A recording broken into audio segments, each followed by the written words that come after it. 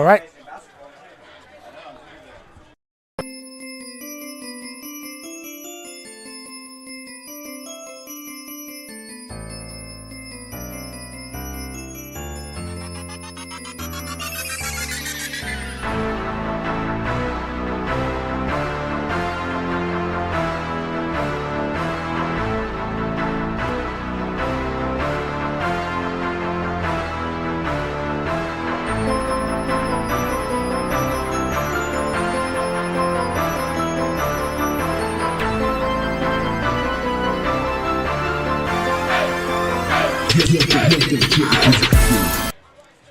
Tonight, the Pirates are set for another Valley Conference matchup here on NorCal Sports TV as they host the Reedley Tigers. Reedley comes in with a record of 1-1, ranked 25 in the state. MJC comes in with a conference record of 2-0, trying to improve on that, keep pace with Fresno City, who won earlier today. Hello, everybody. I'm Mario Ramos along with Carlos Franco. Set to watch the MJC Pirates as they run out on the field, take on the Reedley Tigers. Carlos, should be a fun matchup tonight as MJC, like we said, trying to keep pace with Fresno City and sit atop the Valley Conference. Right, definitely, because Modesto's just knocking on the door to be ranked here in the state. Reedley, you mentioned, is ranked number 25, so they go 1 through 25, and it's the 25th team and the ranked team in the state, and Modesto's looking to get in that top 25. Pirates with 29 points sitting right outside the top 25, the next ranked team, if you will, outside the top 25, trying to break into there and knock out Reedley at the same time. And we'll have it for you next on NorCal Sports TV.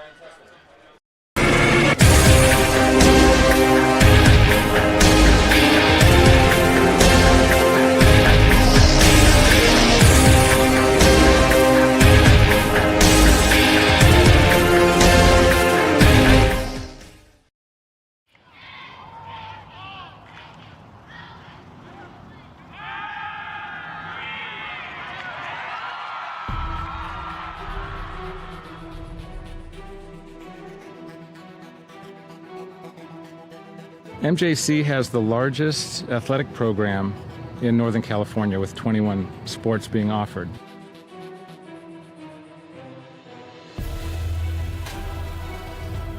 I first came to MJC, Coach Stivers came to my house with Coach Peterson, and they kind of convinced me. Then the next day they put me out in Modesto B saying that Danny Velasquez commits to MJC. I've always wanted to be a swimmer, and I thought that swimming at a JC first, I'd dip my feet in the pool and see if I'd get recruited or not. It's very competitive, and you get very close with your teammates.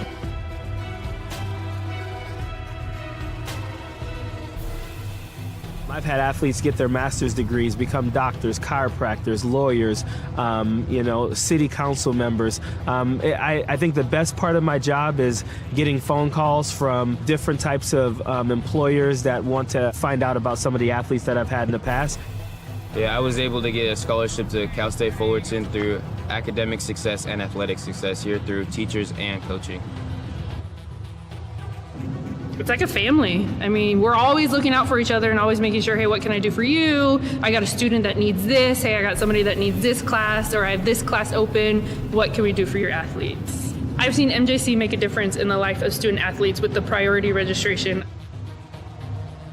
If you're a high schooler and you want to come to MJC, you can expect great coaches, a great counselor, and great student success specialists to help you along the way. We're there from start to finish. Even when you go to transfer, we even assist you after transfer. The philosophy of our program is we're a student transfer program, so our job is to get the students in and get them out. We want the parents to know exactly what's going on and what we're trying to do from an academic to an athletic standpoint. We always end up winning, we always being productive, we're always at the end. And the results of MJC and all the athletics are second to none. From what we start with to what we end with are not the same students. They come here and they get faster, or they get stronger, or they're a better player or a better teammate or whatever it is. They all succeed. I always had dreams about playing college ball, and ending senior year without any offers to play big D1 ball, kind of heartbreaker. But I ended up grinding it out, hit the gym, made it happen, went to MJC, and got it done. I am signing with the Colorado University, go Buffaloes, got a full ride scholarship.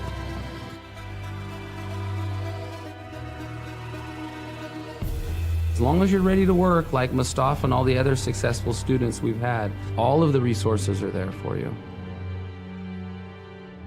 MJC has made me realize I can do anything. With all the hard work I can put into it, there's so much more I've done that I didn't realize I could do.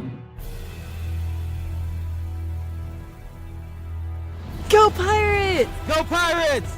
Go Pirates! Arr, go Pirates! Go Pirates! Go Pirates! Go Pirates! Go Pirates! Wait, did you guys smile after a serious face?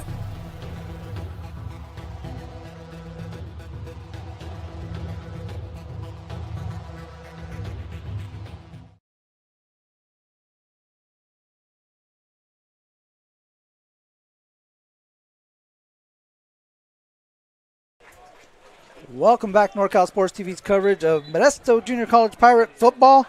It's CCCAA NCFC Valley Conference football play between the Reedley Tigers and the MJC Pirates. I'm Mario Ramos along with Carlos Franco, set to bring you the action here on NorCal Sports TV. MJC won the toss. They have deferred, so they will kick off and receive the second half kickoff. Reedley will receive to start the game.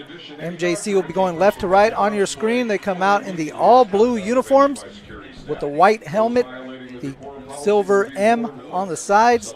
Reedley comes out in all orange. We've got a color on color matchup. They have the black helmets with the orange tiger paws on the side. Again, they are set to receive first. Nathan Valdez will kick this one off. Yeah. This one's deep and over the head of Carson Everett. And that will be a touchback. Reedley will start this one at the 20-yard line. Yeah, so we're going to get a look here at Josh Magana, the quarterback. Comes out, he's thrown for 1,460 yards. He's ran for 278, but here's the thing, Mario, there's been 19 tackle for losses under his belt. So it's either he's running the ball, getting tackled behind the line of scrimmage, getting sacked. That's going to be a key tonight because Modesto plays some tough defense. They got some good defensive line that's going to be back there getting in the way of his sight lines and whatnot. So we're going to take a look here on first down.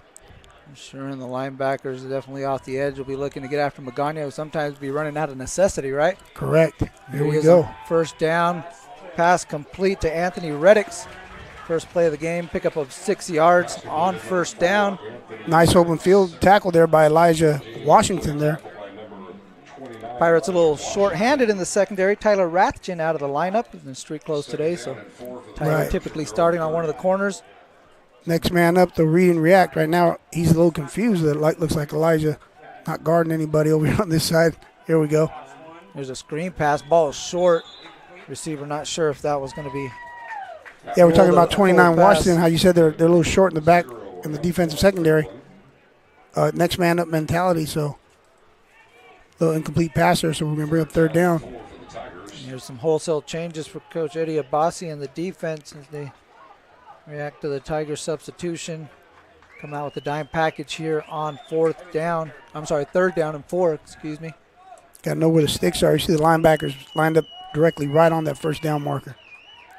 Out of the gun. Here's Magana looking over the middle. Pass complete to number 0. Anton Ficklin tries a spin move. Can't get around 3 Pirate defenders. And he's going to be short. And that should bring out the punting unit. And the Reedley coach is thinking this one over. And here comes the special teams group. And so good stop there on the opening drive for the Pirates. 3 and out. And look to get the ball back. Right, definitely. We talked about how the linebackers lined up. They knew exactly where the first down marker was. First guy there was, again, 29. We're just talking about Washington. He was the first guy there. He missed the tackle, but rallied to the ball, wrap up the ball carrier, and he was short of the sticks. It was really well played by the Pirates. That's an advantage of the zone defense that the Pirates like to play in those passing situations to keep everything in front of you. Correct. Here's the punt off from Hunter Pittman over to DeJesus, but that's going to be short and out of bounds. And so that's going to go out just shy of the 40-yard line at the 39. So first drive for the MJC Pirates and Keith Arona, who has the Pirates playing pretty well. Couple of victories here in league play for Arona since he's been under the helm.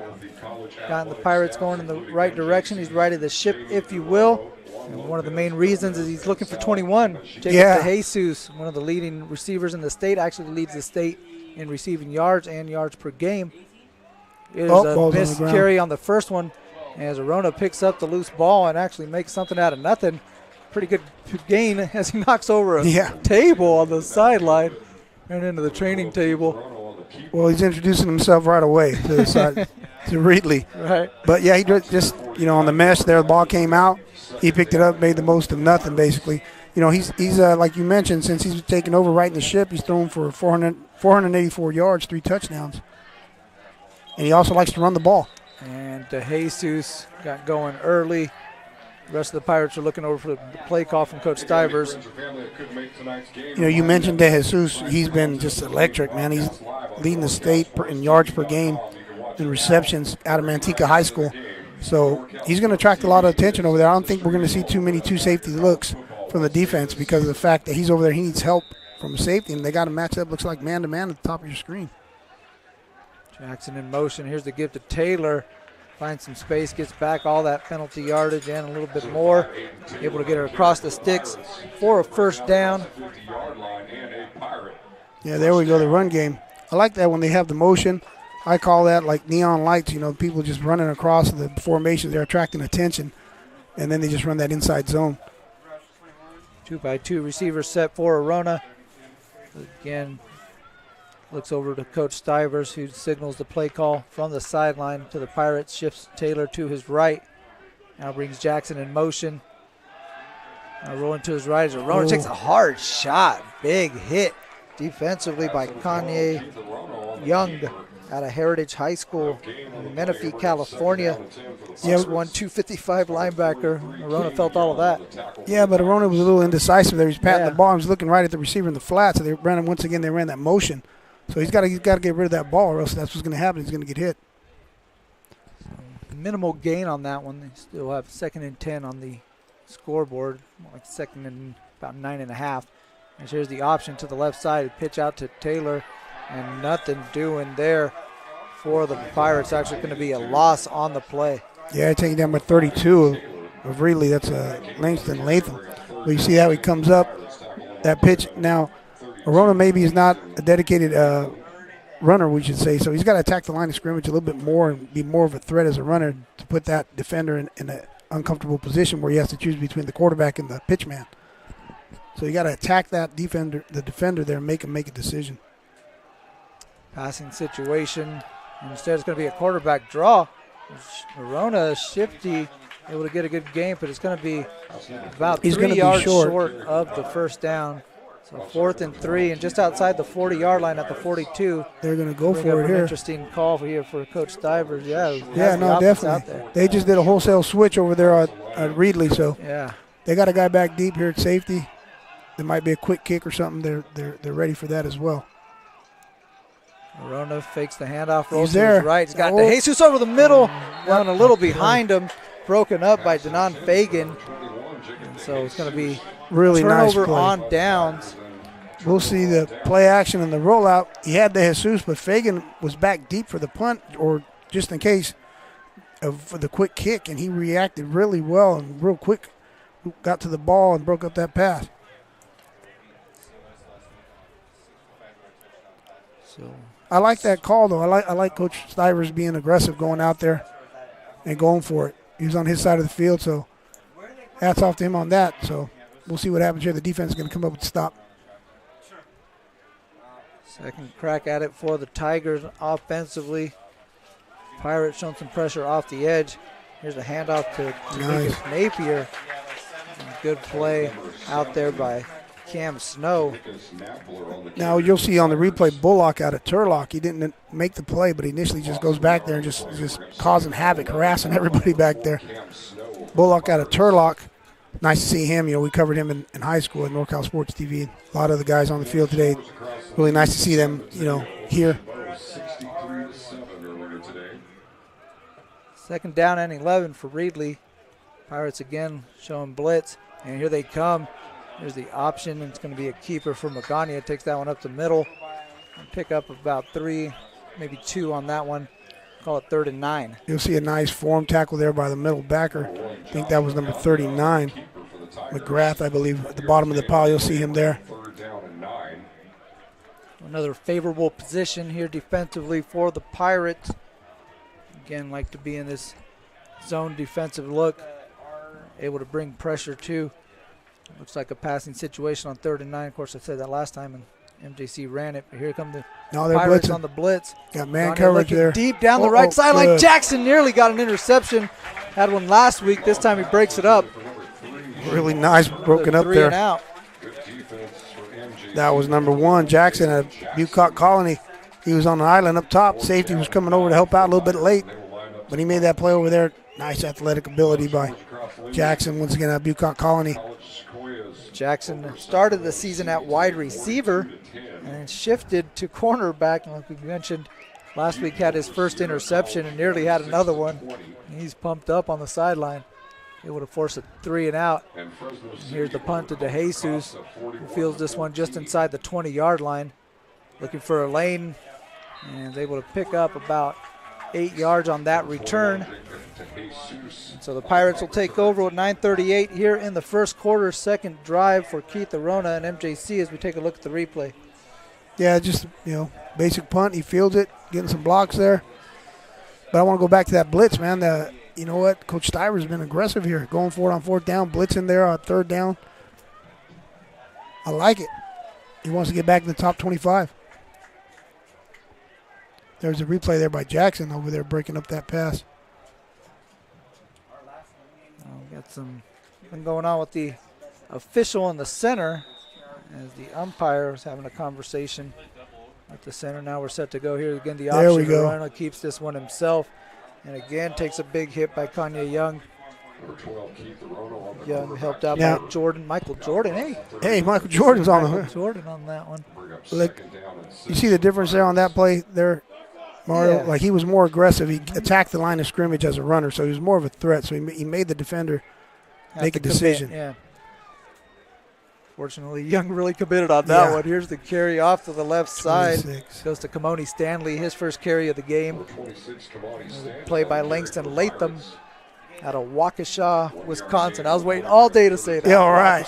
And look, it's number 26, so we got Stanley with ball carry. It's picking up some yards there out of Sierra High School. It's 3rd and 5. Pirates working quickly, looking for DeJesus. And again, that one in and out of the hands. And again, the defense making it tough on the leading receiver for the Pirates is Aaron Bosch, able to knock it out of his hands. Well, DeJesus is going to attract some attention. He had two guys there, 21 and 5, of Reedley over there, waiting for him to try to catch that ball. So it's not a secret that he's good. It's not a secret that he's going to get the ball. But because of that, he's going to open up things for his teammates here.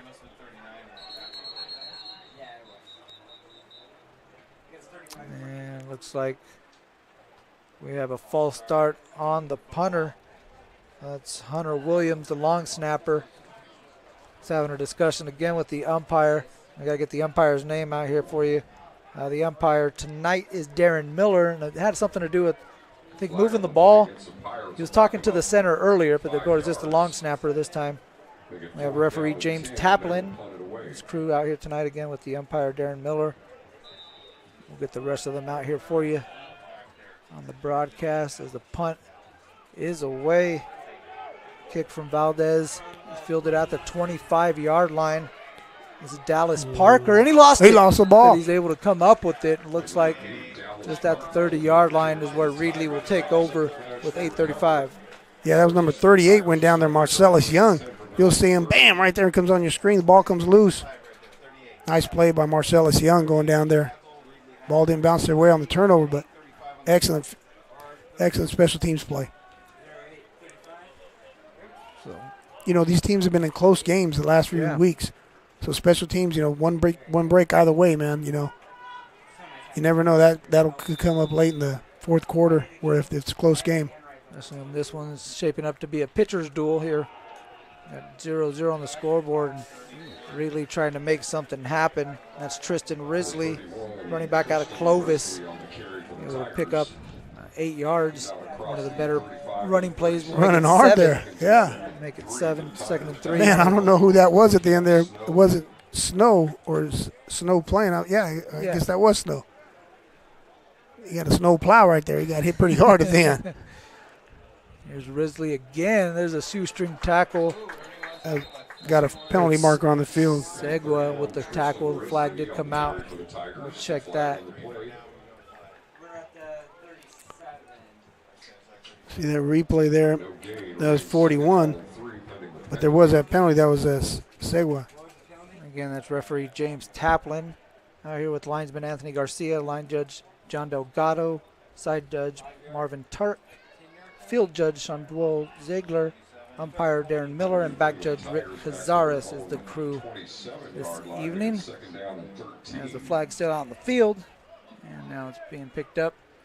So it's going to be 2nd and 13 from the 27 for the Tigers. See, these are these crazy formations where no one's covering the tackle at the top of your screen.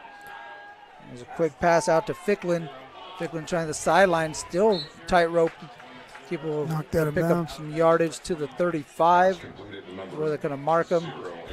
Yeah, you get these formations where there's no one tackling covering the tackle at the top of your screen. So one of these receivers down here is ineligible, and it's just strictly a blocker.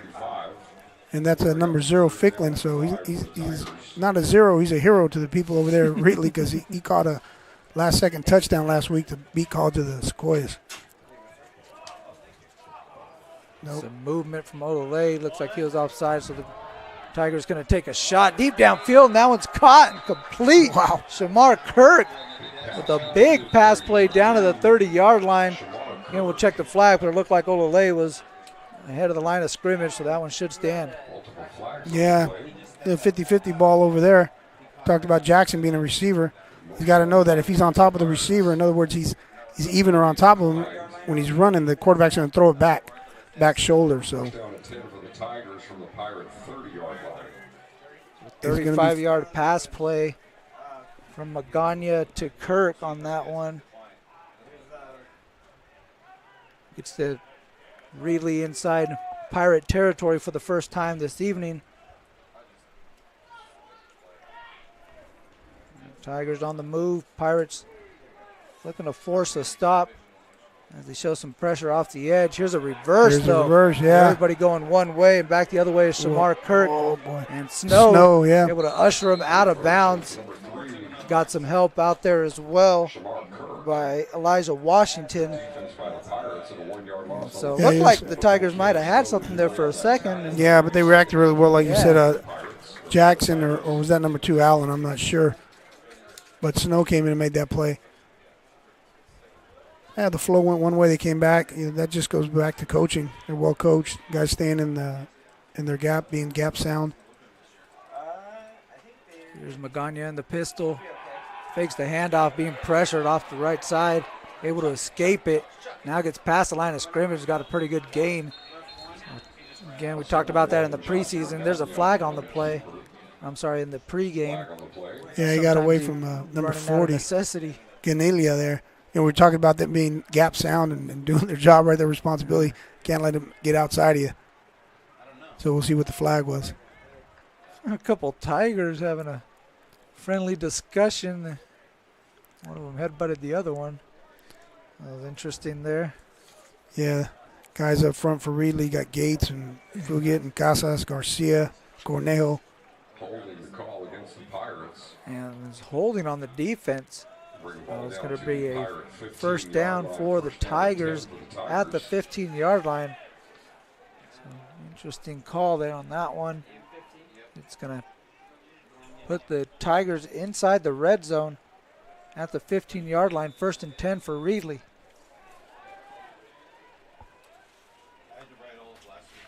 Empty set for Magana. 5 receivers in the formation. Surveys the defense. Now takes the snap, looks to his left. Pass complete. That one caught. Oh, ball's out, ball's out. Fumble. Pirates recover. Big-time turnover by MJC. Olale with the recovery.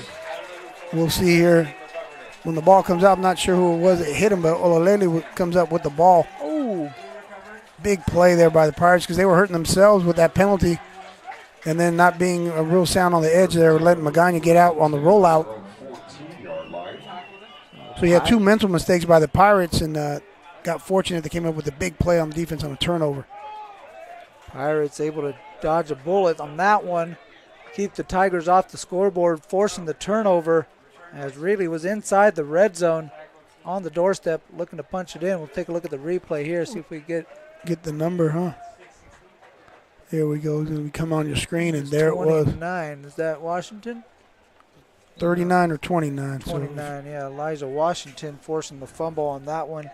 Olale with the recovery. Here we go, back to play. Trying to get to Jesus, and that connection just hasn't been able to hit thus far. They try to hit De Jesus on a slant. That one a little out in front of De Jesus.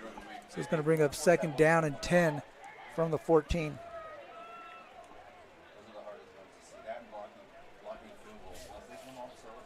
We'll take a look if they decide to run the ball here with the numbers in the box, see what they got. Here's Jackson on the jet sweep, and ball is out, and he's able to recover it. He's on the ground, so he can't get back up and run with it. And so it's going to be a loss of 1 bring up 3rd and 11. So Pirates a little sloppy on the ball handling. Yeah, definitely, because you know what? It popped out a couple times. It looked good as it was developing down Yeah. here, coming to the bottom of your screen. We talked about the numbers in the box. I thought they made a good decision there to give it the ball, but it was on the ground. Is that a read that Arona's seeing right there, or is that a play call? It's a little bit of both. Depends on the quarterback's going to take a look and count the numbers. You know, equate the numbers to see what he feels is going to be in his advantage. Like at the beginning of the game, I talked about he's not going to see too high, two safeties too much. So if he sees 2 safeties, he's going to hand the ball. Kind of like make it real vanilla. So if he sees 1 safety, he's not going to hand the ball. He's going to throw the ball to one of his receivers. So we got a timeout on the field by Reedley. They take their first timeout. We'll take a quick break and be back on NorCal Sports TV.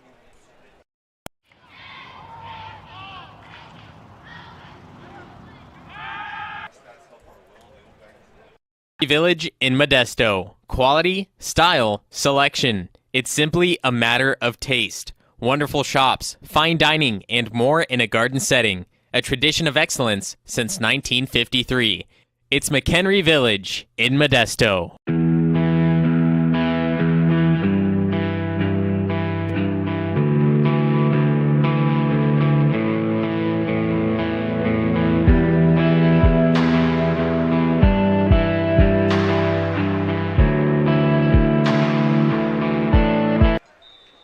Welcome back to Modesto Junior College Pirate Football on NorCal Sports TV, along with Carlos Franco and Mario Ramos. Here's Keith Arona on a 3rd and 11, rolling to his right, and pass a little behind Alonzo Jackson, unable to make that connection. And Arona, who's been incredibly accurate since he's came into the lineup, just been a little off the mark today, and it's going to bring out another punting situation for the Pirates. Man, that was a rollout there after the play action, and Jackson worked it all the way from across the other side of the field, found that open area, but that, a little bit behind him, but man, he's got to catch that too. They both got to get together and hook up on that play.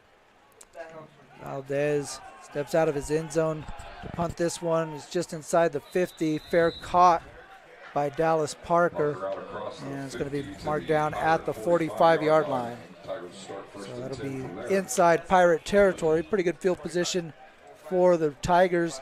They take over with 5:35 here in the first quarter, and these defenses really came to play. Right. A little bit of that and a little bit of these offenses just really kind of not able to capitalize on some of these opportunities. We talked about, you said like a pitcher's duel, or it might turn out to like a boxing match where the guy was going to try to knock someone out in the 12th round. It's going to go to the end, Yeah. Both of these teams have won close games, and they know what it takes to win, in the fourth quarter. But someone's got to make a move here pretty soon.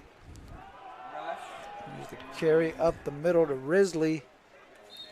He's able to pick up 2 on that one. It'll be 2nd down and 8 for Reedley. That was Tamir Bullock. You'll see him come off the block, get down at the bottom there, tackle him up. Bullock out of Turlock High School. And the Pirates, we've mentioned it plenty of times on the broadcast, absolutely loaded at linebacker. Got guys like Cam Snow, Peyton Bradford, Bullock, Olale. Coming from everywhere as Magana tried to step up in the pocket, and he's able to pick up some positive yards on that one. And a lot of Pirates able to get a shot in on the quarterback. And Gania is going to be mad at himself. You'll see him come up here after the play action. Another one of those linebackers. Yeah, quarterback decides to step up and watch this Ole there. Got to wrap him up. That would have been a loss. That would have been a TFL. That brings up a 3rd and 4 for Reedley. A chance for the Pirates to still get off the field.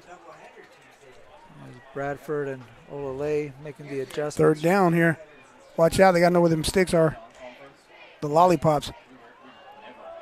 Magana on the keeper, able to cut inside and elude Cam Snow, who had him dead to rights. Okay, Mario, we got 2 plays with 2 missed tackles you're going to see here, and they could have been tackles for losses there, and they result in a 1st down. That's very uncharacteristic of the defense here. You see that? 2 straight plays, so we got a wholesale change going on here. 1st and 10 from the Pirate 33. So fresh set of downs for Reedley at the 33-yard line. They're able to keep the drive alive here in the first quarter. High snap, Magana gets this one into the belly of Tamika Napier. 41's back there. In the backfield, Segua, you'll see him coming off at defensive end. You know, they're going to run that RPO. Everyone's got a job to do on that, so if he's going to tackle the back, tackle the back. You see him was a little bit indecisive there, number 41. I don't know if you saw it on the screen. But we go back to action. There's that formation again with the tackle being uncovered. Napier gets it again. This time tries to cut it to the left side. There we he go. Is brought down by Malawana Pule, defensive lineman out of North Carolina, out of Elon, North Carolina. They will come up with the tackle. So Pula tackles him after a gain, but he was actually in the backfield. There was 2 Pirates back there. So here we go, and now we got a 3rd down. Some movement up front. And looks he like snapped no it. flag on the play. Yeah, he snapped it. I don't see any laundry on the field. And well, what happened was he jumped, but he snapped the ball. Yeah. Here we go. Watch this Take here. a look at the replay. It looked like the Pirates jumped. Make it 4th down and 2 for the Tigers. We'll see what's going on. It's going to bring up 4th down and 2, and decision in the meantime, time for the Tigers, and I think they're going to go. They're going to go for it. Yeah, they're keeping the offense out. They're bringing a couple tight ends, another receiver in the formation. And Magana, we talked about his ability to run the ball too, so keep an eye on the quarterback. Got timeout. Yeah, he's in the backfield with Napier and Coach Abbasi. A little concerned about this one and wants to take a timeout with the Pirates, and now he's having a heated conversation with the head linesman. And we'll see what that's about, but we'll be back after this break on NorCal Sports TV. Pirate Football is brought to you by Modesto Junior College Athletics, American Asphalt, McHenry Village, Sonora Conference Center, the NCS TV Summer Basketball Camp.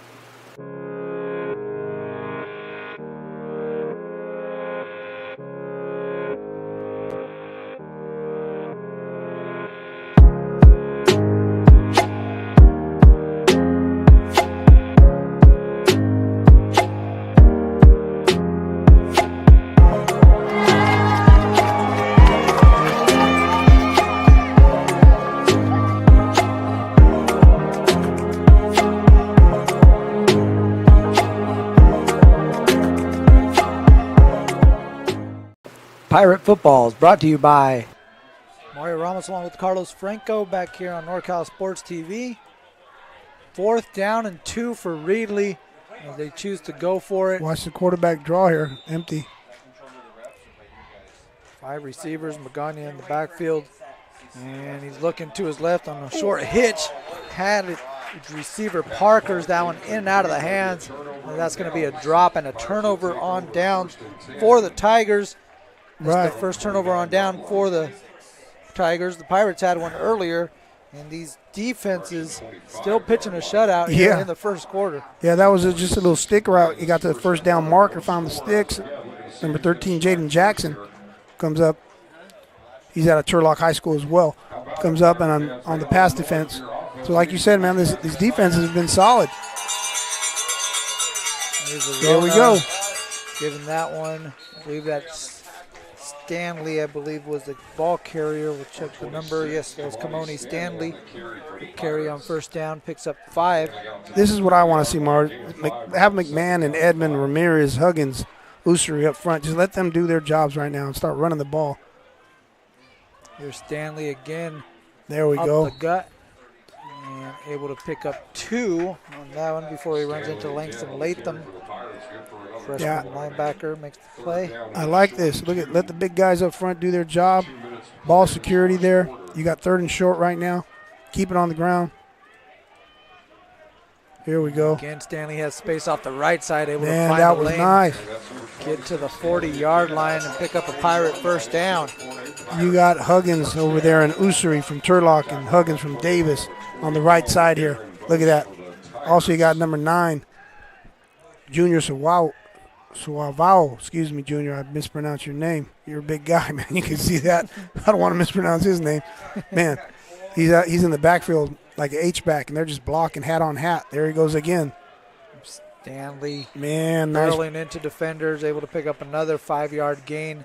You see Suavao drive, it's 2nd and 5. Watch number 9, Suavao, come across the formation on the wham block and lays it on number 44.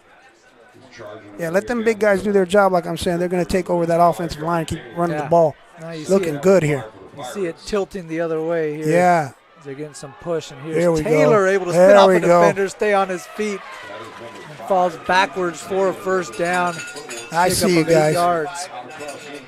Now, you'll see this formation. Once again, big guys, hat on hat, 81 up there pushing too.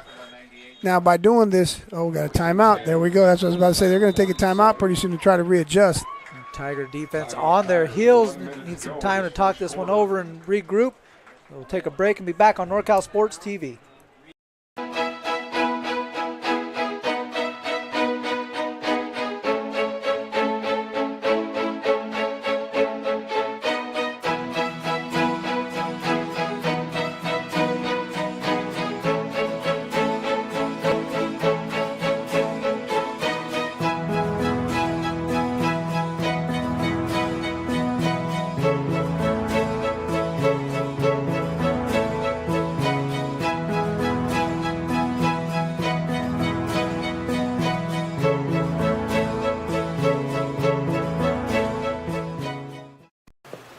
Pirate Football is brought to you by Modesto Junior College Athletics,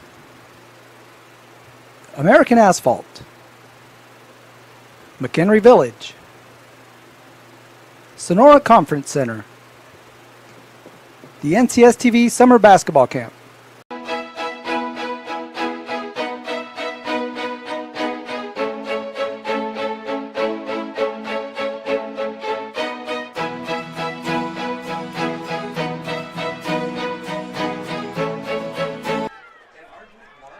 Welcome back to Modesto Junior College Pirate Football on NorCal Sports TV. I'm Mario Ramos, along with Carlos Franco, producer Joseph Yanez in the house, making this happen. Aramis Ramirez also on the cameras, and Shoya Matsushita helping us out. And here's another carry for MJC on first down. Carry goes to Taylor and picks up about Here we go again. 3 yards. Number 9, Salvao, coming on that wham block. You got 8,300 at tight end. Salvao's out now. But, man, they're just running hard and just blocking really well up front, setting up the play action. And there it is, the number 10. Complete to Baldwin. Man. Barrels his way to the 30-yard line. Keep it moving for the Pirates. That's another first down. We were just talking about him during the break, during the timeout. I was like, hey, Salvao's in, but I had Baldwin down here out of Turlock High School as the H-back, doing a great job. Yeah. Running the ball hard like that allows for that play action. So what's going to happen is pretty soon they'll take a shot with De Jesus or give him something on a jet sweep. Don't forget about him. Heavy formation this time for the Pirates, and give to Taylor following that offensive line on first down. And that's been the recipe on this drive. He's handing the ball off on first down. Keep doing setting it. yourself up in manageable second and third situations. You see the blues pushing the orange. It's pretty simple right there. The displacement of the offensive line, of the defensive line by the offensive line, I should say, takes us down to the end of the first quarter. Modesto's looking really good right now. Pirates are on the move, and they'll have it at the 26-yard line, 2nd and 7 when we come back to the second quarter on NorCal Sports TV. The way up from Los Angeles, From we Los just Angeles. heard that. What made you put Miles Little into the camp? Well, you know, we were looking for an overnight camp that would really help develop his sort of independence. And this looked like a beautiful setting for the kids, and also really foster his independence, meet new people. And I want to say one of the best things about this camp, this particular camp, is the ability to see the games live streamed on YouTube. It allows you to not be at camp, but also still participate in that particular part of camp. And so I thought that was really amazing. The announcers were great. The angles, the instant replay, it really made the kids feel special. Would you bring Miles Little back up to camp? For sure, 100%, and we're bringing friends. I think one of the wonderful things that I saw when I came to pick him up is how collegial, supportive the older boys are with the younger boys. And I think that is really heartening for me, because that's how I want my boy to be when he grows up. And so I think that he has some really great examples of really kind people on. Welcome back, NorCal Sports TV's coverage of MJC football. Here's the jet sweep, and this one might go. There he goes. Nolan Rawls into the end zone. Touchdown, Pirates. Got a penalty marker down. Hold on. Ooh, that one looks like it might be coming back as we have some Pirates with their palms up to the sky. And looks like we have a hold on the outside. Now, you see at the bottom of your going to be holding. Going to bring it back, but you know what? Obviously, it's a penalty, but going back to what the positive in the sense that what set that up was that inside run game. You know, you have the man in the motion. It's going to be called back, but everyone is respecting that inside gap, inside zone play. And, man, the offensive line looking pretty good right now. Tough break for the Pirates. Wipe off the touchdown. Nolan Raw. Put them back to the 30-yard line. It's going to be second down and 11. Here's Taylor. Big gap off the left side. Might have had more, yeah, but they had him by the shoestring. Shoestring tackle, or else he's still running, brother. I think, man, going back to the offensive play right there, offensive line, McMahon, Edmond, Ramirez, guys up front. 5-yard gain on the play, bring up third down and 5 for the Pirates. They're not doing anything special up front. They're just making it look nice with all the motion. They're just going hat on hat, zone stepping. Here we go, 58. 10th play of the drive. A handoff to Taylor, who's still on his feet, trying to reverse field. Whole lot of orange coming after him, and they're able to drag him down at the 30-yard line. So loss of about 6. Going to be actually the 31 where they mark it. As I said that, they pull Edmond, 58, around the other side. There goes from left guard to the right side. That was a good look, good call. Just was a, the other guys practiced too. Reedley made that play. And Arona was even in there to throw a block. Yeah, he's trying to obstruct Here we go. Defense on that one. Gonna attempt this field goal. Well, Valdez is going to attempt a 48-yard field goal. Hey, he was kicking them pregame. Remember, he was.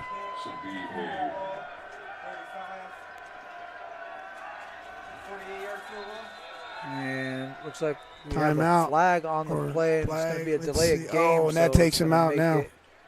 53 yards should they choose to kick this one. Oh, wow. What Coach Stivers decides on 4th and 16. I mean, you're on the verge of deciding, am I going to punt? Am I going to kick the field goal? Am I go for it? You got those options, of course, but then you get a penalty. Yeah. It makes you just, and here we go. Man. Definitely makes you to say, no, I can't do that, man. There's no way I could put this guy in a bad spot, Actually, they're going to bring out the offense Correct. in this situation. So Arona is coming out and taking his cue from the sideline with Stanley in the backfield. 4 receivers on 4th and 16. Looks like it's going to be a quick punt. There we go. And Arona had a nice punt down inside the 10-yard line. Nice. The Pirates trying to keep it inside the one, and they do. They got Great it. Special teams play by the Awesome. offense. Able to pin the Tigers at the 1-yard line and set the defense up in nice position. Great And coaching right there. Yeah, maybe the defense will be the first ones to get on the board here. We'll see. What a punt by Arona. That was great. If you recall earlier in the game, they Reedley had a guy back, and he ended up breaking up a pass because they thought he was going to punt. So they have some film on him punting, or they just know that he could punt as a quarterback. So we get these defenses back on the field, man. They're playing tough defense.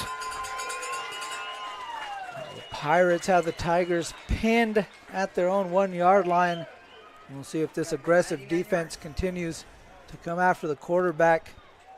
I know no one goes under center anymore, but this is just always a scary situation as a coach because the ball's it's snapped and you're in the end zone. But it's the way the game's played here. It looks like some movement off on the left side. And it looked like the left tackle, Derek Cornejo, got started early. And so this one's going to back it up even more. I'm sorry, false start should be on the offense. Yeah. On 75. False start, the call against the Tigers. Yeah, there's a little conversation up here at the press box about how far you're actually moving that. You just roll it over a little bit. Just that's it. Just pick it up and put it back down, make it look good. Here, I moved it, man. So, not much damage done on hey, the we penalty. have fun up here, huh?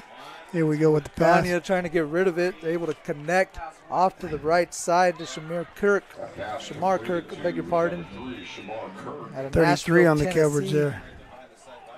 Peyton Bradford, you see him. I like what he did here. Look at Bradford using the sideline. He forces the ball carrier back in towards his help. Bring up 2nd and 3. A little breathing room for the Tigers here on 2nd down and 2. Magana's going to give this one to Napier. Nice. Man, that was nice. Play by Cam Snow in the backfield, one of those TFLs. Yep. This time the Pirates capitalized on their opportunity. Look at Snow here. Well, he reads and reacts. You see him number 4? Watch this. He takes off, bam, like a shot out of a cannon and goes down there and makes that tackle. I mean, obviously that's athleticism, but that's football IQ, being able to dissect what's going on there and react in that quick second amount of time, I should say, that it took to do that, man. That was really nice by number 4. At this point of the season, these guys are dialed in. Yep. They've seen, everything these offenses have had to offer, and he's able to react. And that's probably something he saw in film study earlier in the week, able to make a play. Here he is coming after the quarterback on 3rd down, and that one is complete over the middle to 33. We don't have a 33 on our roster. Let's see if I could find Andrew Dowie. Yeah, but that's risk reward right there. He talked about Snow bringing the heat and in the prior play and then blitzing there. Risk reward. Good decision by Magana to throw where he had the numbers. There was only one defender over there. Fresh set of downs for the Tigers. That's their 4th first down of the game. MJC also with 4 first downs. As they get the quick screen out there to Shamar Kirk. And here's another first down and a whole lot more. He's past midfield. Pirates are giving chase, but they're not going to catch him. 10-5. Touchdown, Tigers. Shamar Kirk took a small gain and turned it into pay dirt. And the Tigers lead this one 6-0. Talked about numbers and a good decision on the power play. Magana throws the ball out to his right. You'll see that defender for the Pirates coming in late on the screen. He read that play. It was a similar setup to the prior play where there is a flat defender that comes out to help, but not getting there on time. And then you'll see him do the rest, takes a short game, turns it into a foot race, and he's going to win, number 3. It took a little while to get a blue shirt in the screen on that one. Yeah. 85 yards from Magana to Kirk for the touchdown. 6-0, the extra point on the way. This holder was Kenny Zayachek. And this one is up and good by Hunter Pitt. I'm sorry, actually, no good. No good. So that one is off the mark from Hunter Pittman. And the extra point is no good, makes it 6-0. Here in the 2nd quarter, you're watching Pirate Football on NorCal Sports TV. Village in Modesto. Quality, style, selection. It's simply a matter of taste. Wonderful shops, fine dining, and more in a garden setting. A tradition of excellence since 1953. It's McHenry Village in Modesto.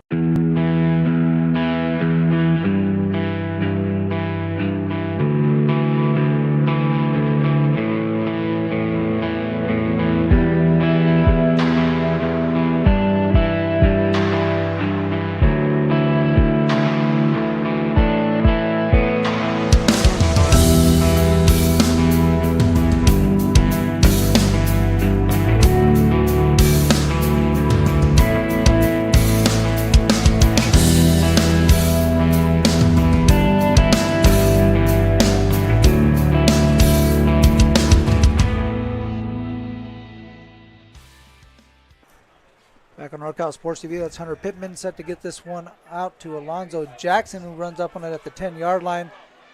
Following his blockers to the right side, has a gap, and now dragged down at the 35.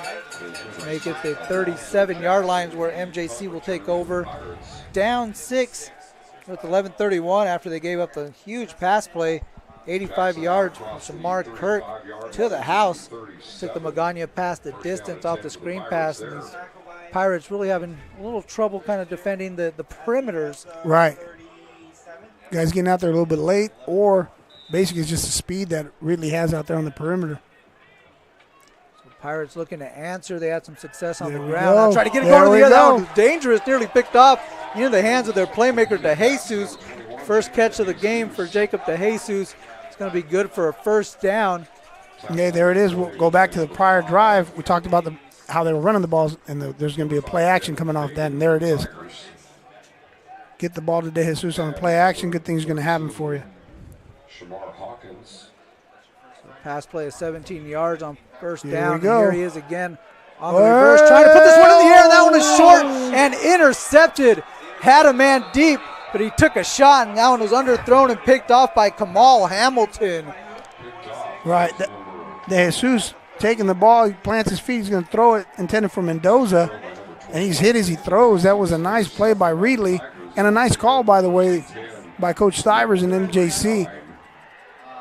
Again, he had a man deep. He had Nico Mendoza was open, but that one was underthrown as he took a shot out of the defense and results in an interception again by Kamal. I don't know who hit him on that play too, man. That obviously messed up the throw. That was Kamal Hamilton with the defensive Here we interception. go see the replay. Who comes in on top of the screen before we go back to play? I don't know who that was, but yeah, Mendoza was open. There we go. Carry up the middle for the Tigers and a Pirate wall behind the line of scrimmage. Samir Bullock there, 15, along with his mates. Got number 40, Jania, in there as well. Carry on that number 31, Tristan Risley. Second down and 11. It's going to be Magana with 3 receivers to the right. He's got Risley in the backfield with him. Olale matched up in the slot now, coming to bring some pressure. There we go off with the the right blitz. side. They're going deep over the middle. That one overthrown for Antoine Ficklin. It's going to bring up 3rd and 11. A chance for this Pirate defense to kind of get that ball back after the interception. Right. I like the blitz there. I think that was 39 that came free. Almost got the quarterback McGrath.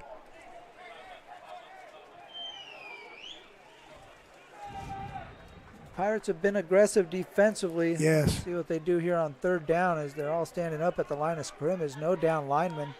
Giving them that ninja look. Yeah. 2 linebackers, they're showing blitz too. There we They're go. bringing the house. They're bringing Here them. they come. Off Hit the it, right pick, side. pick, That pick. one nearly There intercepted it by is. Snow. Still up in the air, and it is intercepted. Elijah What a Washington play. comes down with it after they're playing volleyball with it for a second, and able to come up with the interception. So really gets one, and the Pirates say, "Hey, we'll take it right back." You see Cam Snow react to the ball, tipping it, and then we got Washington come in, who's, heck, he's not even supposed to be playing. We talked about him on the first 2 plays of the game. That was just an excellent play.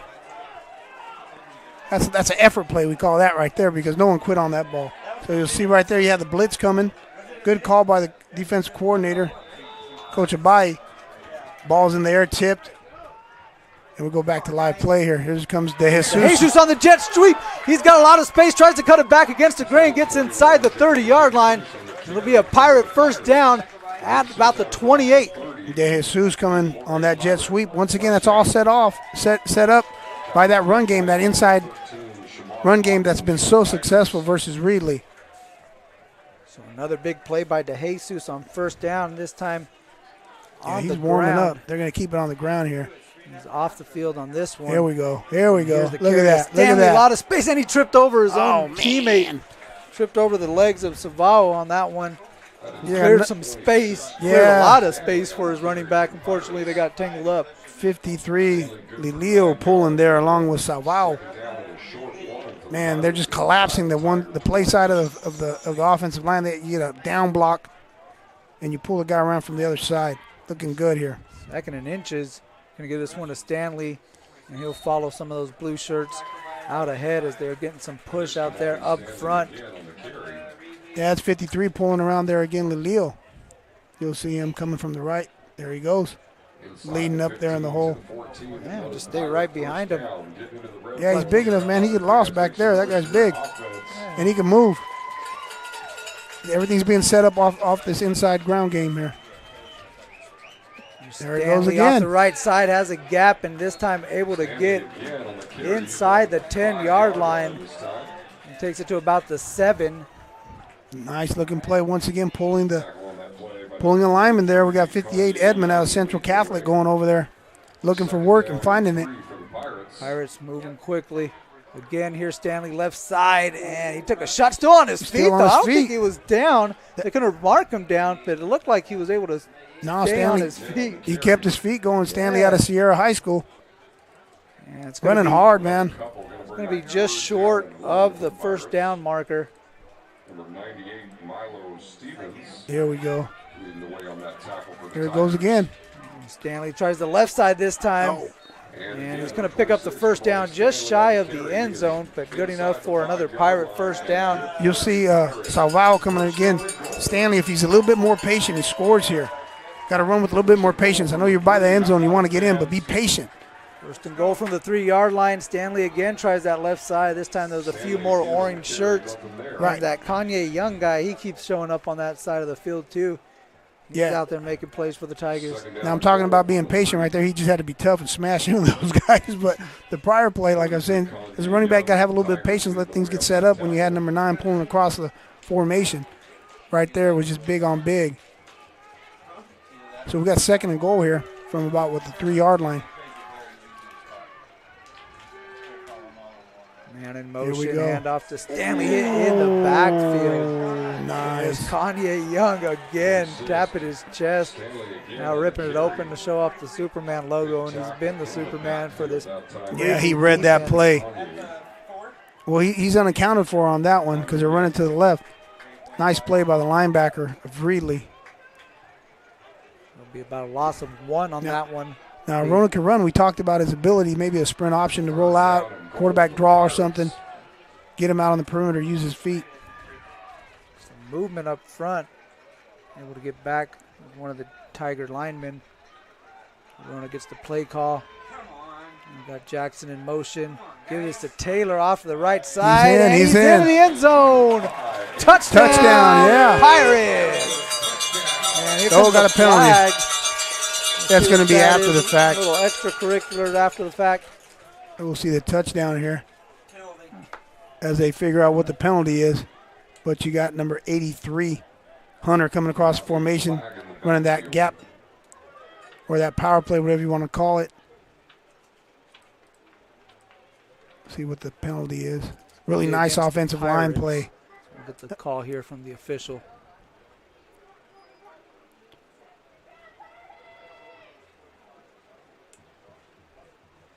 Personal foul on the Pirates after the play. The touchdown will stand. That one will be enforced on the kickoff. But MJC able to answer and get 6 on the scoreboard after the interception from Elijah Washington. The Pirates cashed this one in for 6 on the 3-yard touchdown run from Aiden Taylor. Taylor out of Central Catholic scoring that touchdown, man. But you know what? The offensive line has just been dominant as we wait here for the extra point attempt. Valdez to kick, Marines to hold. This one is up and good. The extra point puts the Pirates up in front. They lead Reedley 7-6 on NorCal Sports TV. Pirate Football is brought to you by Modesto Junior College Athletics, American Asphalt, McHenry Village, Sonora Conference Center, the NCS TV Summer Basketball Camp.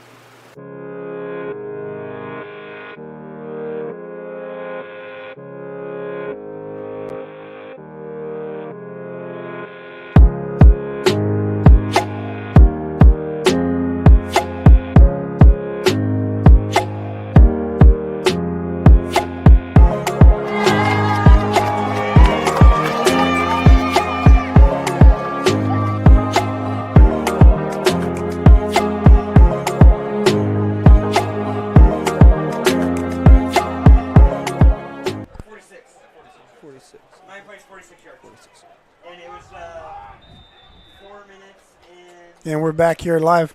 Back on waiting for the kickoff. Sports TV, Mario Ramos and Carlos Franco. 9-play drive for the Pirates results in the 3-yard touchdown run from Aiden Taylor. And they had to back it up on the kickoff, so good field position after that good run from Dallas Parker. And they'll take it across the 30, just shy of the 35-yard line. We take a look at the replay. Again, a personal foul penalty on the touchdown backed up the Pirates on that kickoff. Yeah, I think that was number 20 or no, excuse me, number 30 down there. Gage Roddy tripping up the ball carrier, getting him out of bounds. Yeah, that you're talking about that drive, man. It was awesome to see from up here. The offensive line was just dominant along with the H-backs of Baldwin and Hunter and Savao. So let's see if Reedley can answer here. Here's the carry to Napier off the right side. And he's hit by a bunch of Pirate defenders. Looked like a scrum trying to push him back. Forward progress will be marked at the 39-yard line, so carry of 4 on first down. You'll see number 2, Faison Allen. Look at him coming from his defensive back spot. Gets rid of the tight end and trying to block him and gets involved in that tackle right away, setting the edge there from the safety spot. Nice play by number 2, Allen.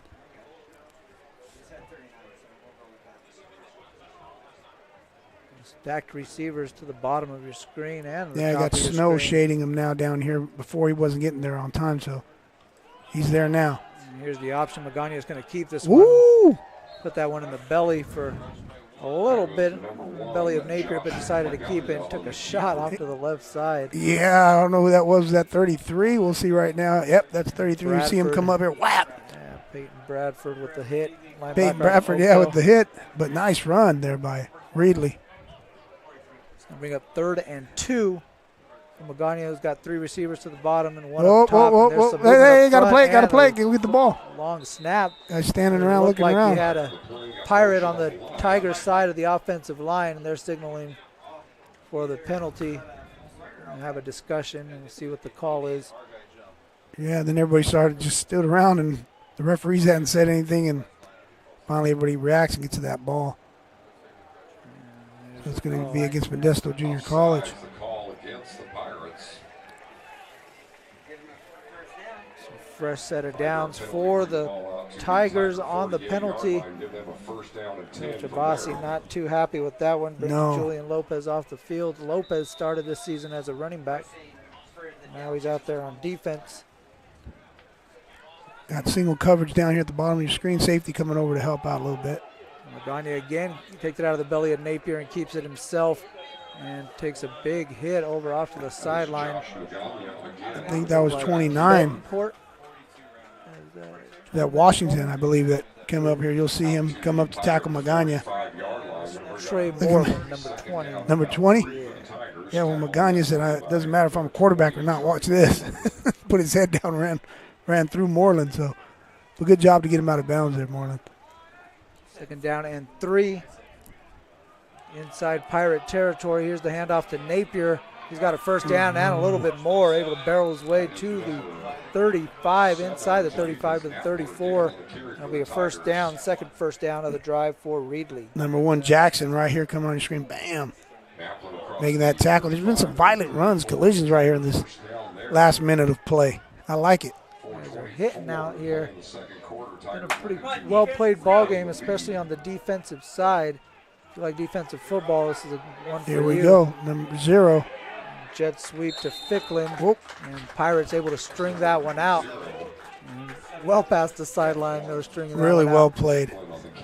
Good defensive play for the Pirates. Ficklin had nowhere to go. 42 strung it out really nice. Kept keeping his outside arm clean, free. Ethan Day. Ficklin could fly, man. He could go. So they're going to try to get him maybe on a reverse of that jet sweep. Ficklin out of Dexter, Michigan. 5'8", 175. 11 for the Tigers. 3:44 to play in the 2nd quarter. There's 2nd down and 11. They give it to Napier, put it in his belly.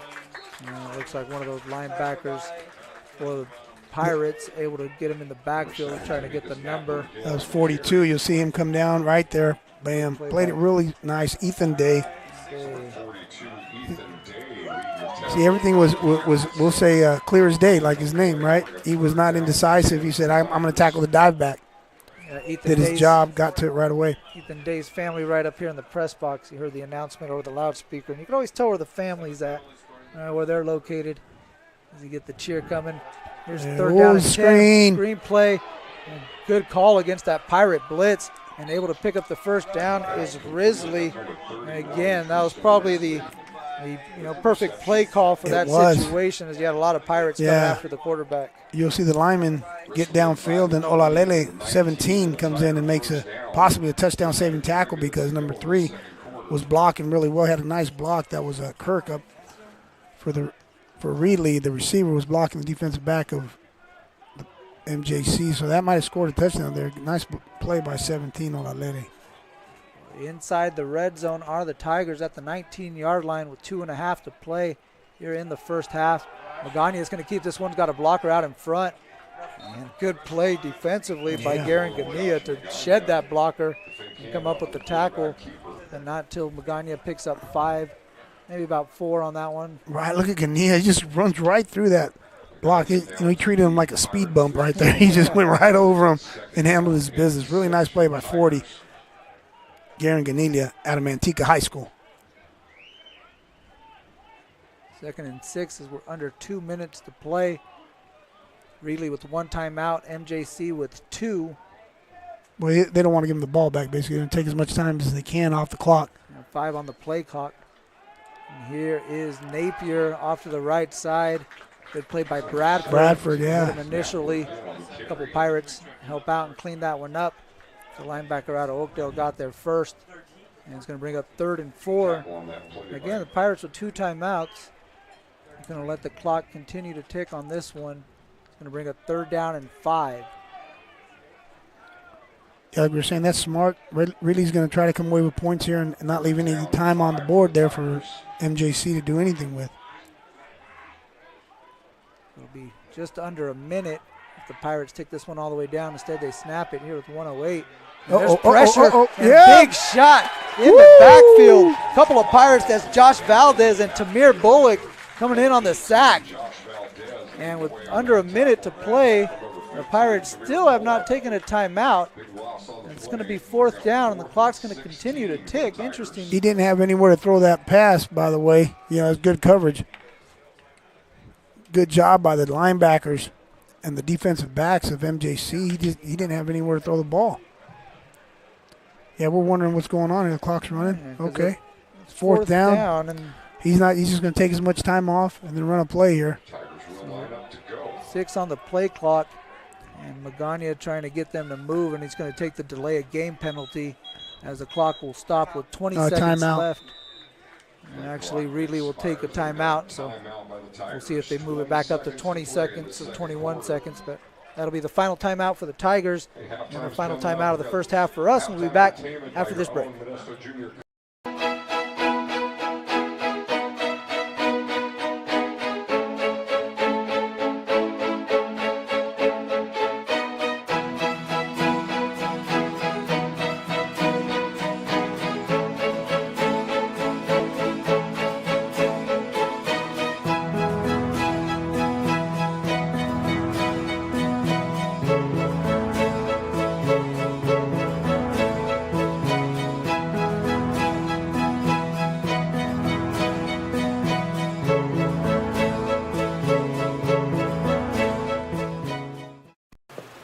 Pirate Football is brought to you by Modesto Junior College Athletics,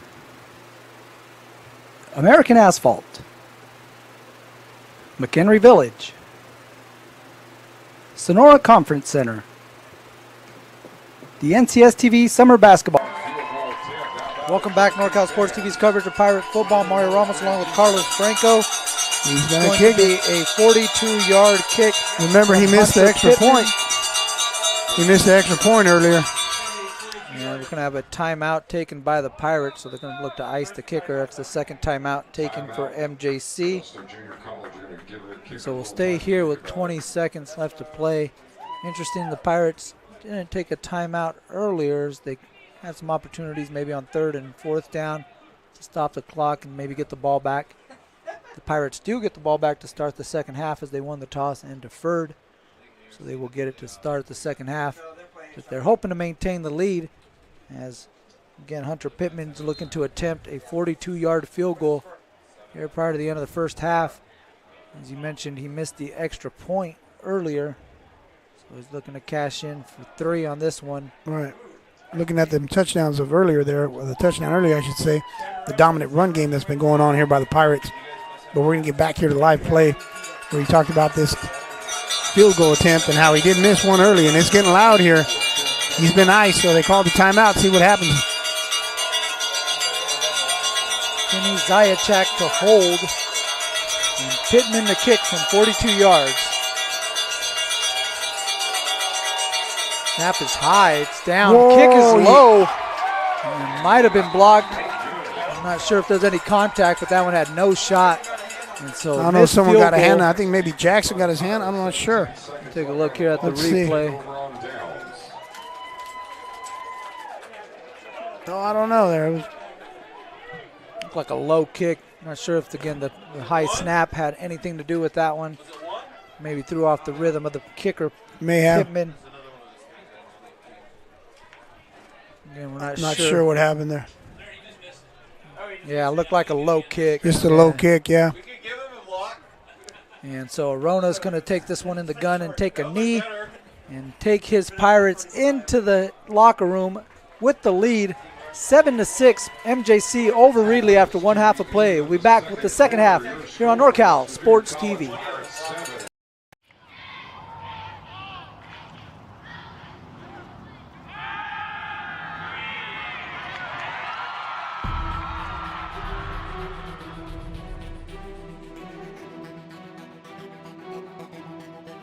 MJC has the largest athletic program in Northern California with 21 sports being offered.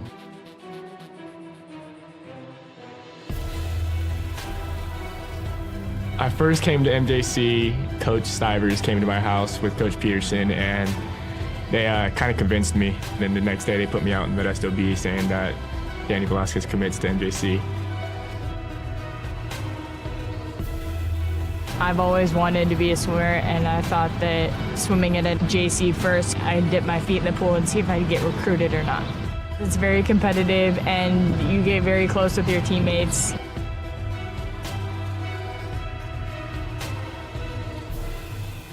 I've had athletes get their master's degrees, become doctors, chiropractors, lawyers, city council members. I think the best part of my job is getting phone calls from different types of employers that want to find out about some of the athletes that I've had in the past.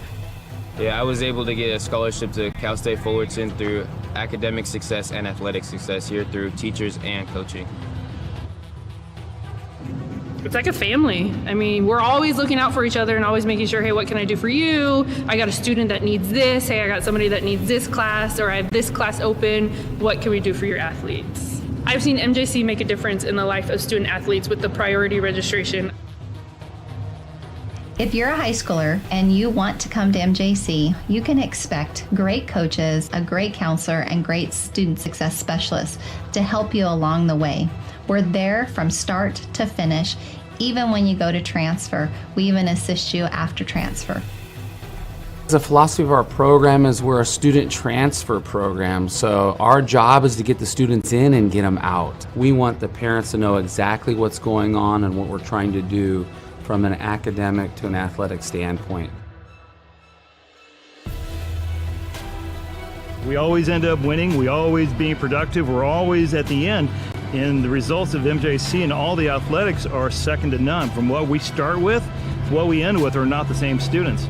They come here and they get faster, or they get stronger, or they're a better player or a better teammate or whatever it is. They all succeed. I always had dreams about playing college ball, and ending senior year without any offers to play big D1 ball, kind of heartbreaker. But I ended up grinding it out, hit the gym, made it happen, went to MJC, and got it done. I am signing with the Colorado University, go Buffaloes, got a full ride scholarship.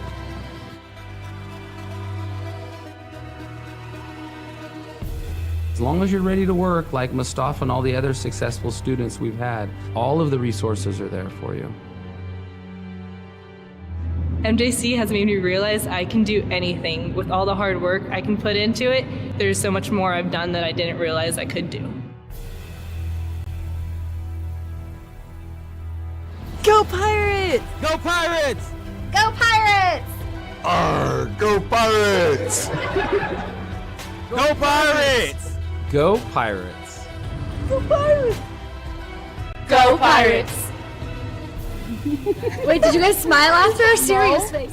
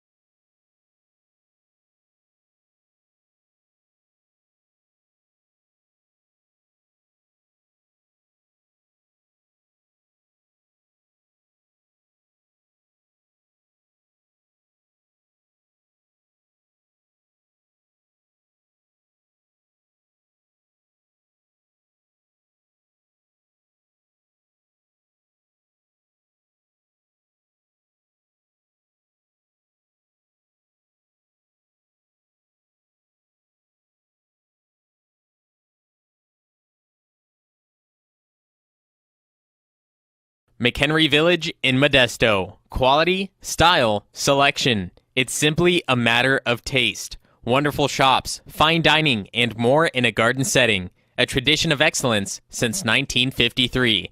It's McHenry Village in Modesto. Pirate football is brought to you by Modesto Junior College Athletics,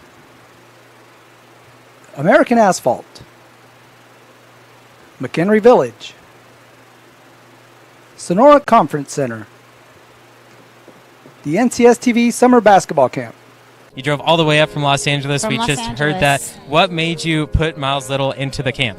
Well, you know, we were looking for an overnight camp that would really help develop his sort of independence. And this looked like a beautiful setting for the kids, and also really foster his independence, meet new people. And I want to say one of the best things about this camp, this particular camp, is the ability to see the games live streamed on YouTube. It allows you to not be at camp, but also still participate in that particular part of camp. And so I thought that was really amazing. The announcers were great. The angles, the instant replay, it really made the kids feel special. Would you bring Miles Little back up to camp? For sure, 100%, and we're bringing friends. I think one of the wonderful things that I saw when I came to pick him up is how collegial, supportive the older boys are with the younger boys. And I think that is really heartening for me, because that's how I want my boy to be when he grows up. And so I think that he has some really great examples of really kind people on and off the court here.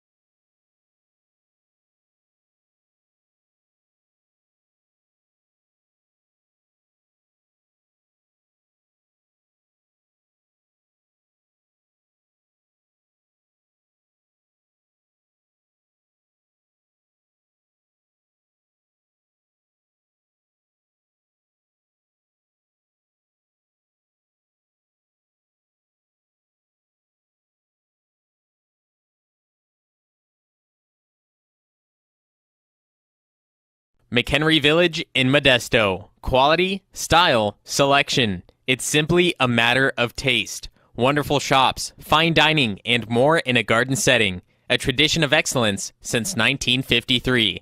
It's McHenry Village in Modesto. Pirate Football is brought to you by Modesto Junior College Athletics, American Asphalt, McHenry Village, Sonora Conference Center, the NCS TV Summer Basketball Camp. You drove all the way up from Los Angeles. From We Los just heard that. Angeles. What made you put Miles Little into the camp? Well, you know, we were looking for an overnight camp that would really help develop his sort of independence. And this looked like a beautiful setting for the kids, and also really foster his independence, meet new people. And I want to say one of the best things about this camp, this particular camp, is the ability to see the games live streamed on YouTube. It allows you to not be at camp, but also still participate in that particular part of camp. And so I thought that was really amazing. The announcers were great. The angles, the instant replay, it really made the kids feel special. Would you bring Miles Little back up to camp? For sure, 100%, and we're bringing friends. I think one of the wonderful things that I saw when I came to pick him up is how collegial, supportive the older boys are with the younger boys. And I think that is really heartening for me, because that's how I want my boy to be when he grows up. And so I think that he has some really great examples of really kind people on and off the court here.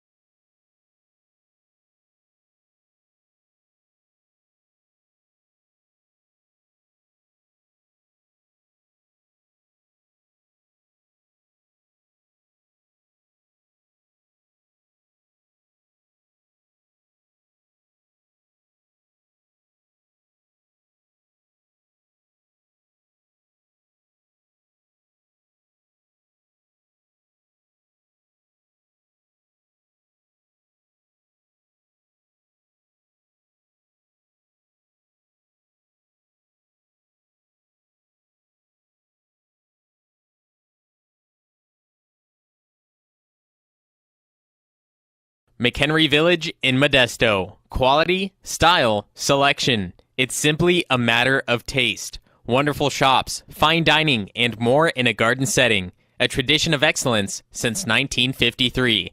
It's McHenry Village in Modesto.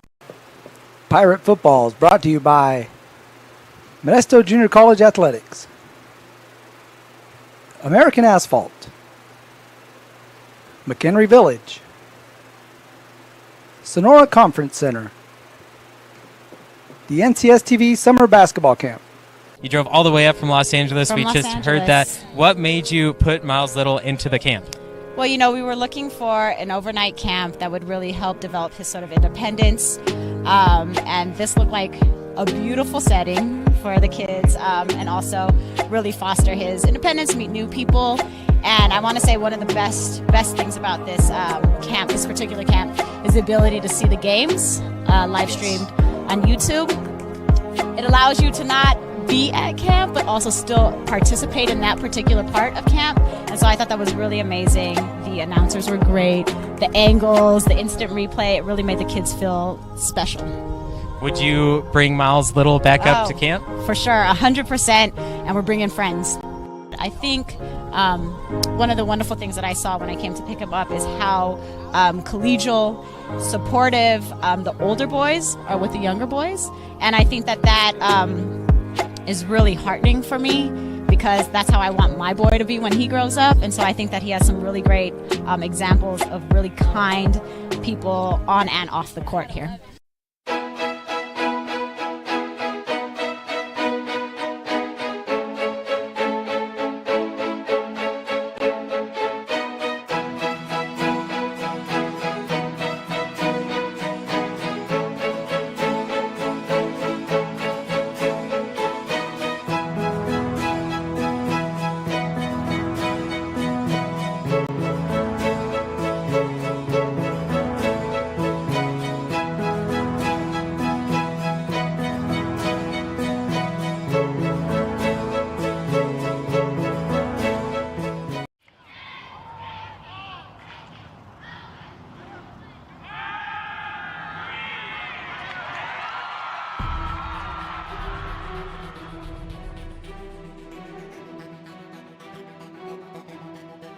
MJC has the largest athletic program in Northern California, with 21 sports being offered.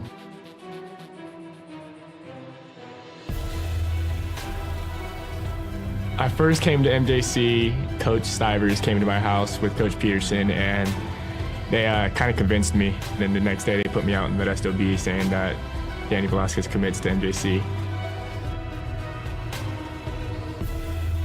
I've always wanted to be a swimmer, and I thought that swimming at a JC first, I'd dip my feet in the pool and see if I'd get recruited or not. It's very competitive, and you get very close with your teammates.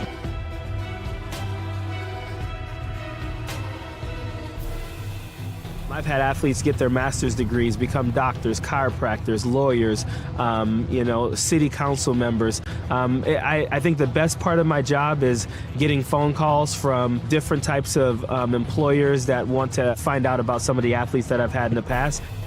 Yeah, I was able to get a scholarship to Cal State Fullerton through academic success and athletic success here through teachers and coaching. It's like a family. I mean, we're always looking out for each other and always making sure, hey, what can I do for you? I got a student that needs this. Hey, I got somebody that needs this class, or I have this class open. What can we do for your athletes? I've seen MJC make a difference in the life of student athletes with the priority registration. If you're a high schooler and you want to come to MJC, you can expect great coaches, a great counselor, and great student success specialists to help you along the way. We're there from start to finish. Even when you go to transfer, we even assist you after transfer. The philosophy of our program is we're a student transfer program, so our job is to get the students in and get them out. We want the parents to know exactly what's going on and what we're trying to do from an academic to an athletic standpoint. We always end up winning. We always being productive. We're always at the end. And the results of MJC and all the athletics are second to none. From what we start with to what we end with are not the same students. They come here and they get faster, or they get stronger, or they're a better player or a better teammate, or whatever it is. They all succeed. I always had dreams about playing college ball, and ending senior year without any offers to play big D1 ball, kind of heartbreaker. But I ended up grinding it out, hit the gym, made it happen, went to MJC, and got it done. I am signing with the Colorado University, go Buffaloes, got a full ride scholarship.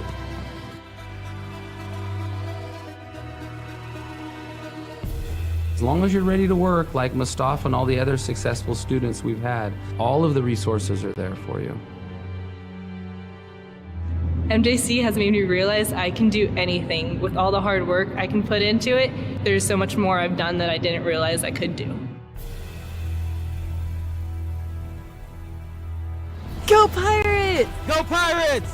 Go Pirates! Go Pirates! Go Pirates! Go Pirates! Go Pirates! Go Pirates! Wait, did you guys smile after our serious face?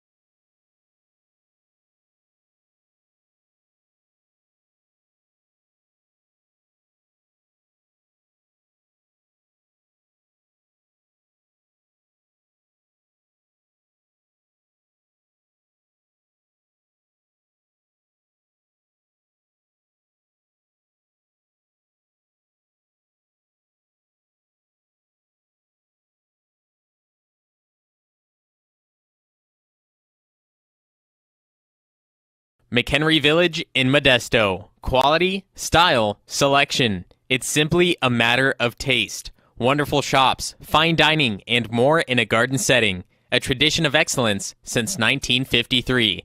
It's McHenry Village in Modesto. Pirate football is brought to you by Modesto Junior College Athletics,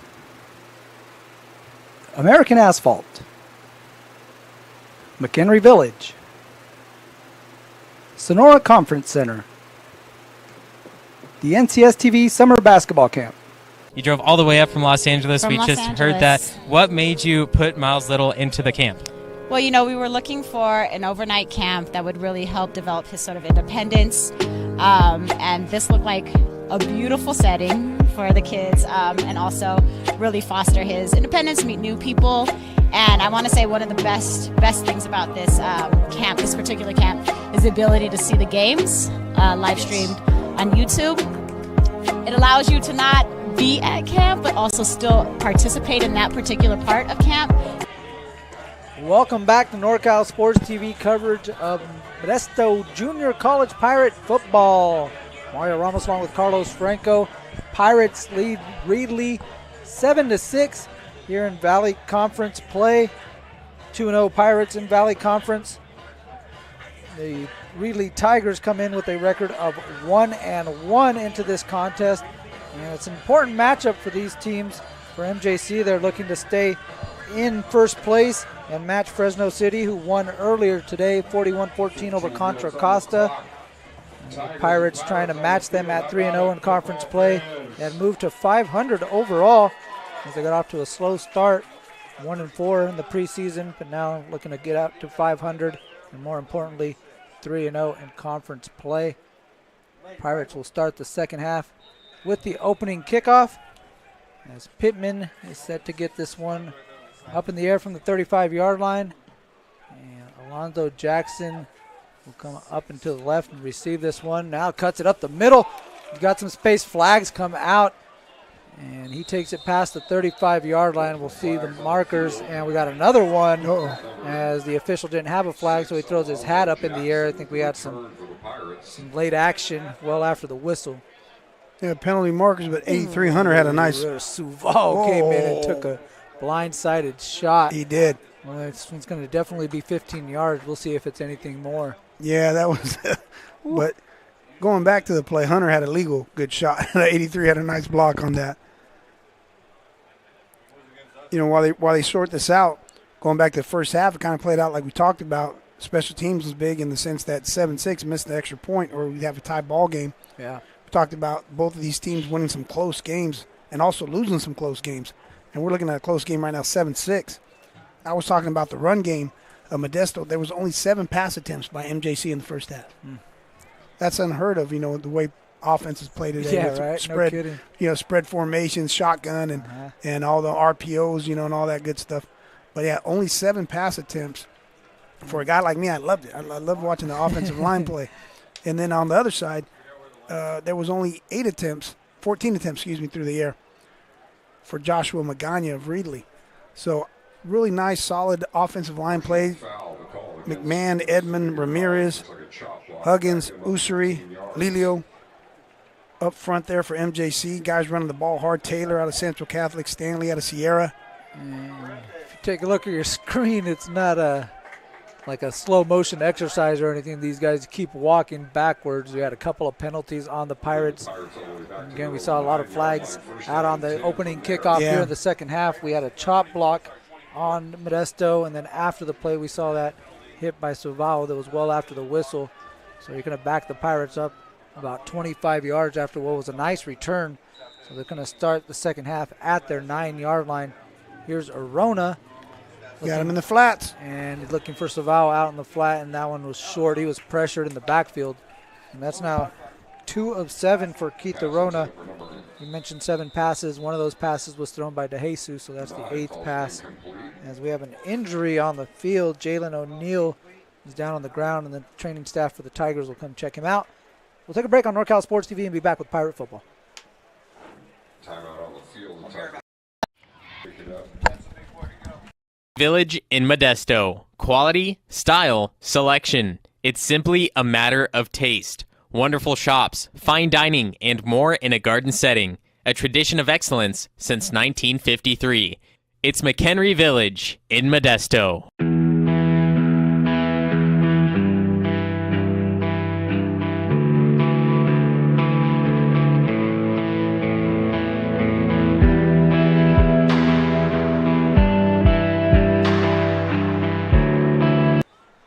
Back NorCal Sports TV's coverage of Pirate football. Milo Stevens makes his way off the field under his own power.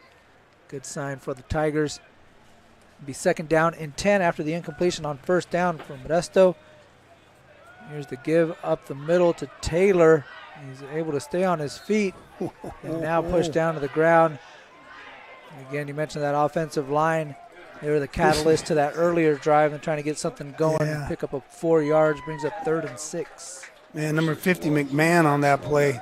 You'll see him at the end of the play. Number 50 just slammed his guy to the ground right about there. Wham!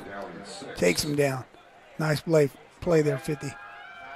Arona looking to the sideline. That one was caught. What an accurate pass right there as the defender was draped all over. He put that ball where it had to be right there because there was no room for error. Towards the sideline, only his guy could catch it. So Nico Mendoza comes up with the reception. What concentration by Mendoza. Aaron Bosch was draped all over him. It's going to be a 1st down for the Pirates. For Modesto, that's their 10th 1st down of the ball game. Here's Arona, gives it to Taylor. Again, trying that left side. Going behind Tyler McMahon, left tackle, left guard Jacob Edmond. You got the captain and center, Alejandro Ramirez. Yeah, 53, Lilio was pulling around there again. Lilio. Yeah, he's got to be a little bit more decisive, I like to say there, because he kind of stood around there, wasn't sure he wanted to hit. Go after something that's orange, buddy. So we got Solomon Usuri out there to complete the lineup. Want to sell him short. Right tackle out of Turlock. There's 2nd down and 7. Jackson in motion. Here's the jet sweep. Cuts it up the middle. Oh, ball's on the ground. Ball comes out, but it looks like he was down. Yeah, the ground caused a fumble on that one, so they're going to rule him down at the 36-yard line. It's going to be right at the sticks. We'll see. They're going to give him the 1st down. So move the change for the Pirates. That'll be the 11th 1st down for Modesto. He looked like he could have went in or out right there. He had a lot of green in front of him. Yeah, it looked like he had the lead blocker out in front of him and Taylor. Right.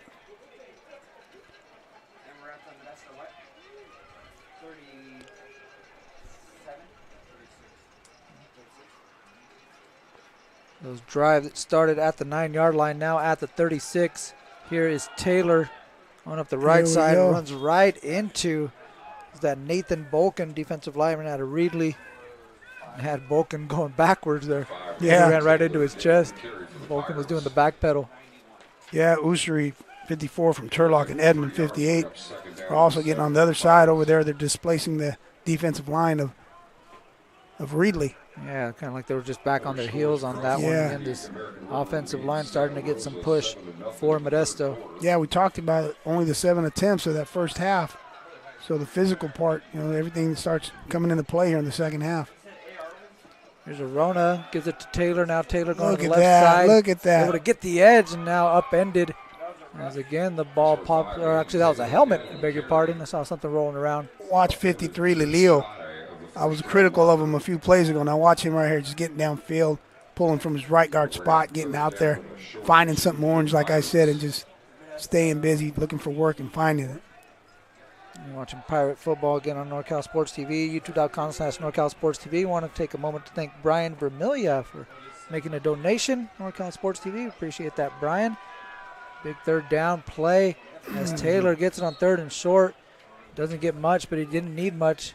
Needed about 2 yards, and he looks like he picked up the first down. So that's going to be another first down for Modesto on this drive. It again started at their 9-yard line after a couple of penalties. And Pirates getting close to midfield. They'll have a first down at the 46. And how they doing it? Running the ball. Running the ball effectively. I know they had a nice catch over here by Mendoza. But that run is setting up everything else. Pretty soon, you'll see the jet sweep. You'll see the play action coming off that. That offensive line is just taking control of the game once again. Here's DeJesus in motion. He gets it off the jet sweep this time. And he takes a hit right at midfield. Good defensive play by Shamar Hawkins. Able to wrap up. Looked like a wrestling double leg takedown on that one. Well, Hawkins was blocked initially by 10 Baldwin. And Baldwin couldn't sustain his block. Again, that's the second time we've seen the Pirates come off that jet sweep and try to cut it back against the grain a little bit. That time to no avail for DeJesus. Again, one of the leading receivers in the state as far as yardage is concerned. Only has 1 reception in the ball game. Here's Taylor on 2nd down. And again, these 3-4-yard gains have really set the Pirates up in positive positions. Here's a 3rd and short. Nice and easy. Look at that. Falling forward, good pad level, good lean. Yeah, it just seems like at the end of those, they're always leaning. Yeah, leaning forward, man. The Blues way, yeah. Yeah, be physical, finish runs. I like they're finishing their runs. They're finishing their blocks as well. Like I said, just imposing the physicality part of this against Reedley. Man in motion, and we have a flag out on the play. We'll see if maybe a Tiger was lined up wrong, or maybe this is a formation penalty. It's going to be right at the marker. You probably won't see number 9, Salvao. You see him in the backfield there. And he's going to just be off your screen now. I don't know if you're going to get to see him, but see him driving that guy right there? See him driving, just slamming him like 15, 10 yards off the line of scrimmage. And he's listed as a defensive lineman, youngster out of Lacey, Washington, River Ridge High School. And we've seen him play quite a bit of offense as they're going to pick up the flag. And so the run results in a first down. It was right at the marker. And so that'll be the 4th first down of this drive. And MJC now into Reedley territory at the 44-yard line. Have a fresh set of downs.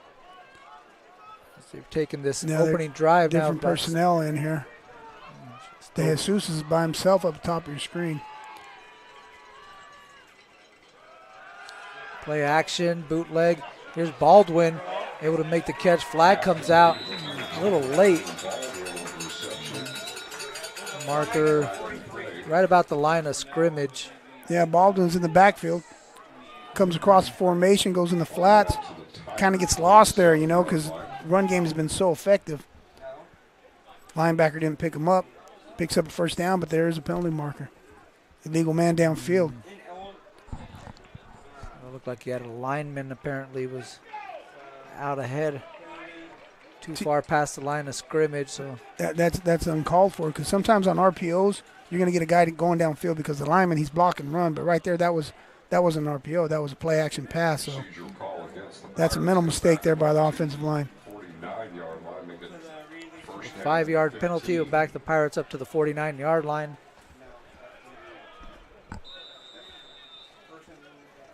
Three receivers for Arona on 1st and 15. Pirates coming up on 6 minutes of possession on this drive.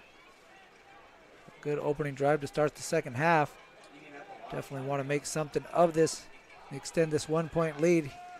Here's Arona looking to the right. He's got Jackson just over the outstretched hands of his wide receiver. Had a big play along the numbers there as the defense was keying in on, looked like Mendoza on the short hitch route right there, and Jackson was able to get a step. Right, you know what? I'm going to be honest when I say this. I didn't know Arona could throw that, man. He threw a laser right there, man. I didn't know he had that kind of arm strength. Yeah. That was a laser, and it was almost connected. Yeah, we've seen a lot of that, especially on the run, kind of him throwing a little more downfield. Good throw. That one just missed his target. Going to bring up second down and 15. Baldwin and Taylor in the backfield with Arona. Taylor's going to get this one following Baldwin off the right side.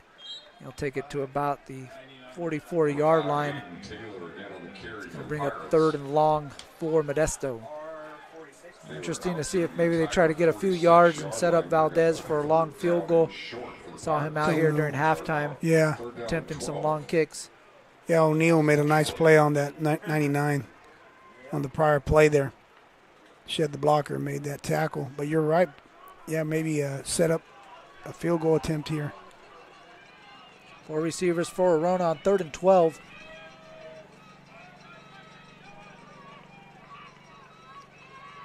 Surveys the defense, now gets the snap. Looking to his right. Comeback route for DeJesus. Catches that one at the 30. There you go. That's a Pirate first down across the 30. 5th first down of the drive for DeJesus. The second catch of the game keeps this drive alive. That's now 7 minutes of possession and counting for MJC. Now Baldwin comes in here. Excuse me, Hunter, number 10. Yeah, Baldwin, excuse me. I got my wrong side here. So we got different personnel in with 83. Hunter in. There we go, 2 tight end set, looked like. 5-yard carry on first down. Again, Aiden Taylor. He's one of those guys that kind of wears on you. Aiden Taylor at 5'11", 210. It's tough to bring down as there's a Tiger who's on the ground. Yeah, he's hurt. He's going to need some assistance. 99 O'Neal, who had a nice play like 2 plays prior. We'll check on him and we'll check on our sponsors. We'll take a break and get a word from them on NorCal Sports TV. Pirate Football is brought to you by Modesto Junior College Athletics,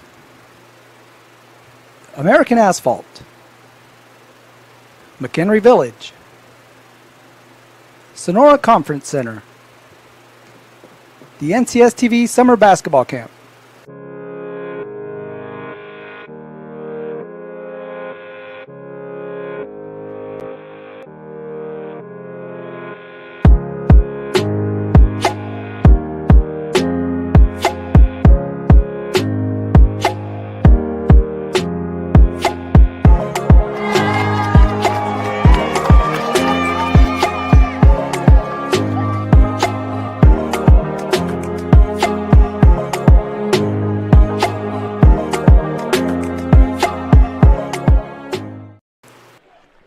Carlos Franco, I'm Mario Ramos. We're on NorCal Sports TV, along with producer Joseph Yanez. On cameras, we have Aramis Yanez, Shoya Matsushita, making it happen for director and executive producer Dion I, as the Pirates have had this one for half the quarter. It's a good down here to take a shot, 2nd and 5. Got DeJesus in motion. Instead, they give it to Taylor up the gut. Barrels and trucks a defender. Carries another one down to the 15-yard line. And like I mentioned, this guy kind of wears on you. And now he's really starting to make an impact in the run game. My goodness. Look at that run. This would not be denied, man. I like this attitude. Just because you're a ball carrier, you don't have to be passive. He put his head down and ran through that guy. Here's DeJesus now trying the right side. Nothing doing there. Well played by the Tigers. No seam for DeJesus to slip through. No gain on first down. Bring up 2nd and 10. Yeah, you were talking about Taylor out of Central Catholic wearing on you, man. That offensive line is wearing on those guys up front, too. We had an injured player on the play before, but just kind of showing again, once again, the physical part, the fatigue, and them big bodies, they're getting tired. You got Everett Hunter at the top of your screen, one-on-one, big tight end. This time they give it to Taylor off the left side, slips the defender, still on his feet, and penalty flag marker. comes in the play. We'll see how that one affects this one. That was a good run by Taylor. Pickup of 8. We'll see if it stands. But you see all them linemen downfield there, Mario? You got Edmond, Central Catholic, Ramirez out of Bayer High School, Huggins, McMahon, Usuri, Lilio. We got a holding call on that one. Looks like that one's going to go against Everett Hunter and the Pirates. So it would have been 3rd and about 2. Now turns into 2nd and 15. In these close games, you know, obviously penalties are negatives, but gosh, in these close games, they're even bigger. Tight formation, Raw, the lone receiver. Arona rolling to his right, looking that way. Instead, he's going to pump it and run out of bounds. And he picks up maybe about 3 on that one. It's going to bring up 3rd and 12. As I mentioned earlier, it's loud here. You know, he rolls out, Arona rolls out, and people, you know, he throw the ball. No. Smart play by Arona. Smart play. He didn't force anything. He had 3 receivers rolling out, flooding the zone towards the sideline. Yeah, that field was shrinking there. Yes, those sir. defenders were closing those gaps. Yes, sir. Smart play right there, not to force anything. Got what he could, got out of bounds. Now you got another shot at, you know, you got 3rd down here, didn't force anything. Got number 10 that came in, Baldwin now. That's one of the things since Arona's come into the lineup, he's been able to take care of the ball pretty well. He did have the interception last week against Contra Costa, but for the most part, he's taking care of the ball. As they run it here on 3rd down and 12. And it's going to be Taylor to about the 14-yard line. So we'll see if they bring out the 4th down kicker Valdez, or on 4th down and 9. Yep, he's coming out. Here they come. Comes 45. He's the first guy out there. Hunter Williams, the snapper. And this could be, you know, a big kick in this defensive type of game and force the Tigers to have to score a touchdown. Yeah, Marines is capable of Sac City. He faked it. Yeah, executing the fake. Here we got a 32-yard field goal for Valdez. He boosts this one. It's no good. And that one is off to the right. So wide right and missed from 32-yard field, or 32 yards for Nathan Valdez. 31 officially, beg your pardon. We get that from our statistician Darren Souza. We were talking about how against Sac City, Coach Stivers elected to fake one there. So that's always in his bag of tricks. Unfortunately, it's a missed field goal, so no points. Still 7-6, 5:14 in the 3rd. Well, nearly a 10-minute drive by the Pirates results in no points, and the Tigers will take over at their 20-yard line with 5:14 here in the 3rd quarter. So Magana, who hasn't had the ball in a while, feels like gives this one off to Napier. Napier dodging defender, still on his feet. Tries to duck a few, and they pull him down by his jersey at the 35-yard line. 15 yards on 1st down, and it took a while for Trey Moreland to be able to bring him down. You'll see 33 right there. Bradford out of Oakdale just missed him. A nice run there by the Reedley ball carrier. Really nice run. So Napier's going to head to the sideline. Risley's going to check into the backfield. Bradford's coming off the edge here. Risley goes to the left, and able to slip past the line of scrimmage and pick up about 3 on 1st down. It'll be 2nd and 7. Yeah, Bradford came off the edge here, took on the lead blocker, forced the ball carrier back inside, and then Jaden Jackson, 13, out of Turlock, takes him down. Nice team defense going there.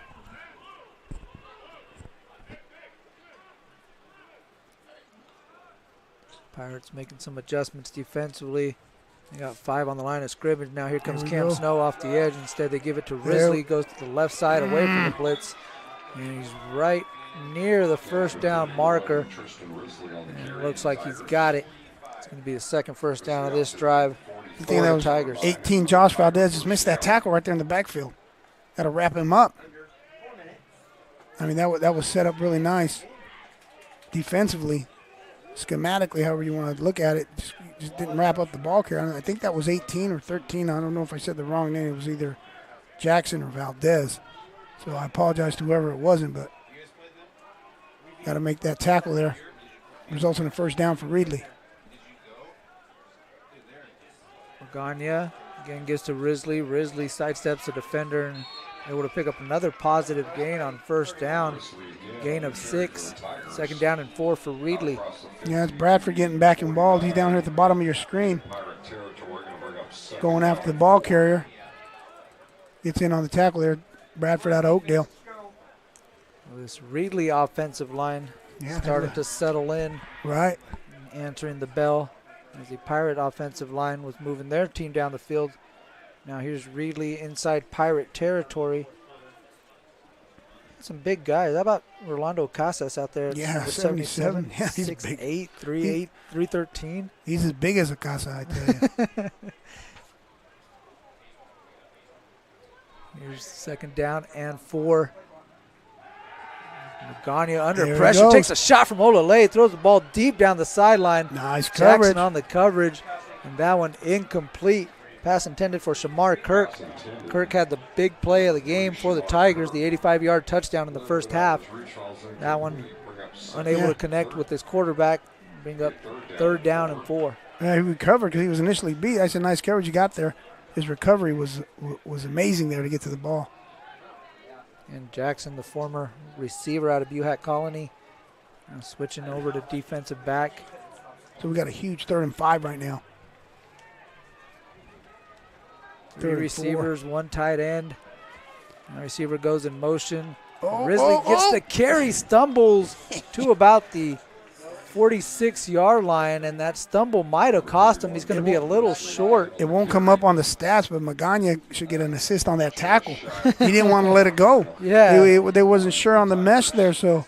Yeah, we've seen that a few times. Yeah. He keeps it in the belly extra long, just kind of trying to read that defensive end, see if he's going to come crashing down, and maybe he could take off and run himself. But, yeah, he kind of tripped up his own running back. Now we got a 4th and 1. Pirates looking to blitz. Olale off the edge. Jaden Jackson showing pressure. Jameer Bullock standing up at the line. Play clock is down to 0, and it's been down for a little while. Something's going on there. He had an official with the flag in his hand. Oh, and instead they're going to grant the Tigers a timeout as opposed to giving the delay a game penalty. So first timeout of the second half goes to Reedley with 1:53 left to play in the third quarter. We'll be back on NorCal Sports TV. Now we're ready to come out for the game.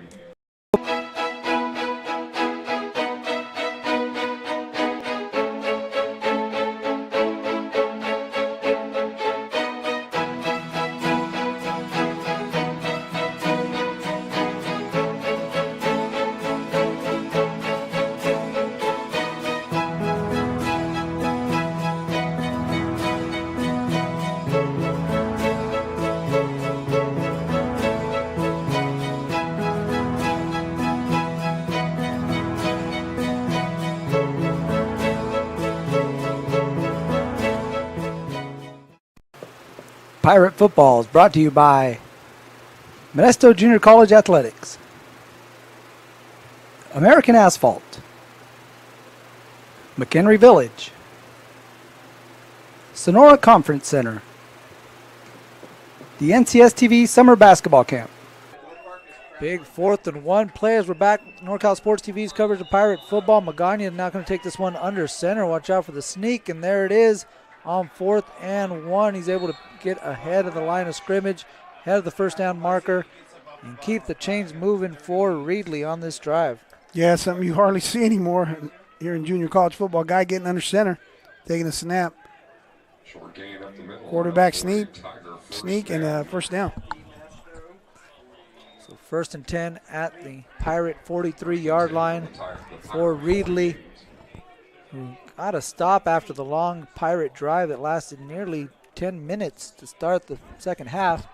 However, they were unable to cash in. Here's Reedley's had a couple of nice runs. Now when he was tripped up on the perimeter by Elijah Washington, had an interception earlier. The youngster out of Lincoln High School from Stockton makes a great play on the perimeter. He sure did. He came up, triggered on that.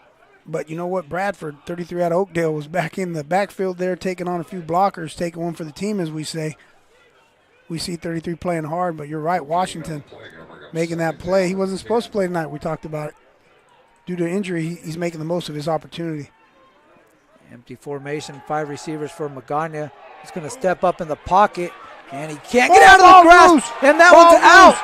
Ball is recovered, and he's still on his feet. Tamir Bullock comes up with the recovery, and it's Pirate football after the turnover. That was 22 initially there. Mark Rostro, you'll see him wrapping him up there, and someone came off the edge there. I think that was Olalele, and the ball comes loose. We do have a flag on the field. It looks like the play might stand. The Pirates are signaling it's their ball. Look at that. Looks like it might be going against the Tigers. As you see Tamir Bullock comes up with the recovery. Nice dance move, Tamir. Okay. Yeah, Bullock picked that up. That's how they do it in the lock right there. Scoop and score drills paying off there for MJC. Now, close ball game. We talked about 7-6, 38 seconds here in the third. So the penalty actually is against Reedley. Initially, the referee signaled that it was a illegal block in the back or maybe illegal hands to the face against the Pirates, but he reversed direction, and so that one is against Reedley. So the Pirates will take over here. 38 seconds left to play in the third in Reedley territory at the 46. There's a run-up play action looking for DeJesus on the sideline, and he got him! Inside the 20, drops it into the bucket. What a dot by Arona. Awesome. Once again, set up by that positive run play that we've been having all night. Play action. Hits DeJesus. The safety number 5 got there a little bit late. That was Fagan, who was supposed to help out on that. Nice throw by Arona. Once again, that play action, because of that run game, has been so successful. Set all that up. 29-yard pass play from Arona to DeJesus has the Pirates set up at the 17-yard line, and that one is going to be the final play of the third quarter. So they'll flip the field, and the Pirates will have it inside the red zone, up 7-6 as we head to the fourth quarter on NorCal Sports TV. Look at that catch. Way up from Los Angeles. From we Los just Angeles. heard that. What made you put Miles Little into the camp?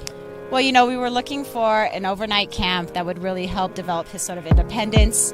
And this looked like a beautiful setting for the kids, and also really foster his independence, meet new people.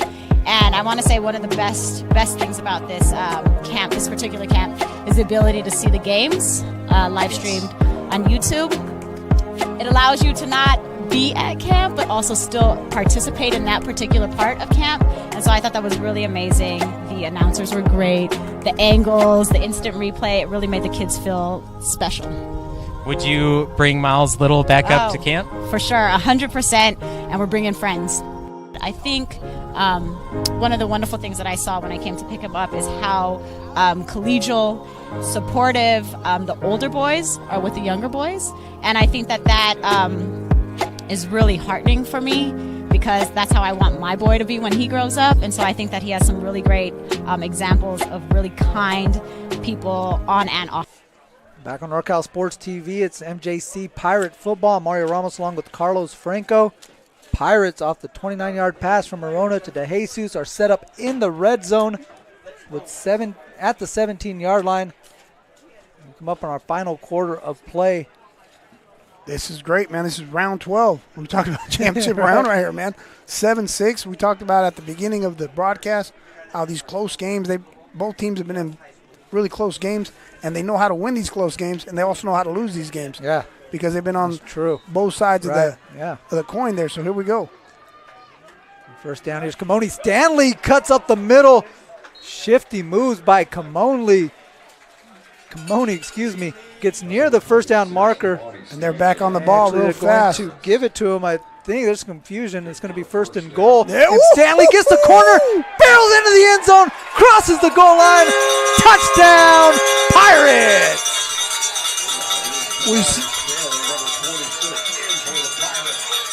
We said round 12. We're going to see a knockout right here in round 12. 53, Lilio. Watch this pulling. Whap! Look at that. Takes that guy, knocks him on his back, steamrolls him. Ball carrier goes in. Touchdown, MJC. Kimoni Stanley runs it in from 9 yards out. Able to punch that one in for Modesto. Now it goes up 13-6 in the extra point, trying to make it an 8-point ball game. Here's Nathan Valdez. Snap on the way from Williams. down by Marines, and Valdez splits the uprights, and Pirates lead Reedley 14-6 on NorCal Sports TV. Village in Modesto. Quality, style, selection. It's simply a matter of taste. Wonderful shops, fine dining, and more in a garden setting. A tradition of excellence since 1953. It's McHenry Village in Modesto.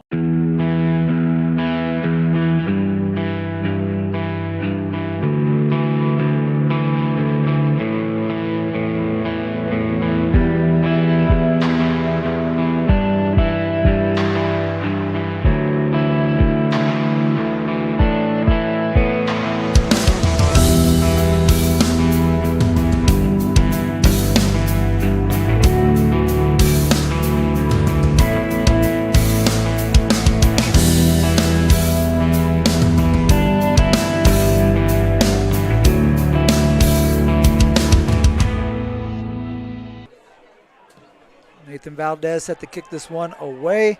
Back to receives Carson Everett. Gets this one at the 10-yard line and takes it right about the 20. And that's where Reedley will take over after MJC punched it in. 3-play, 51-second drive.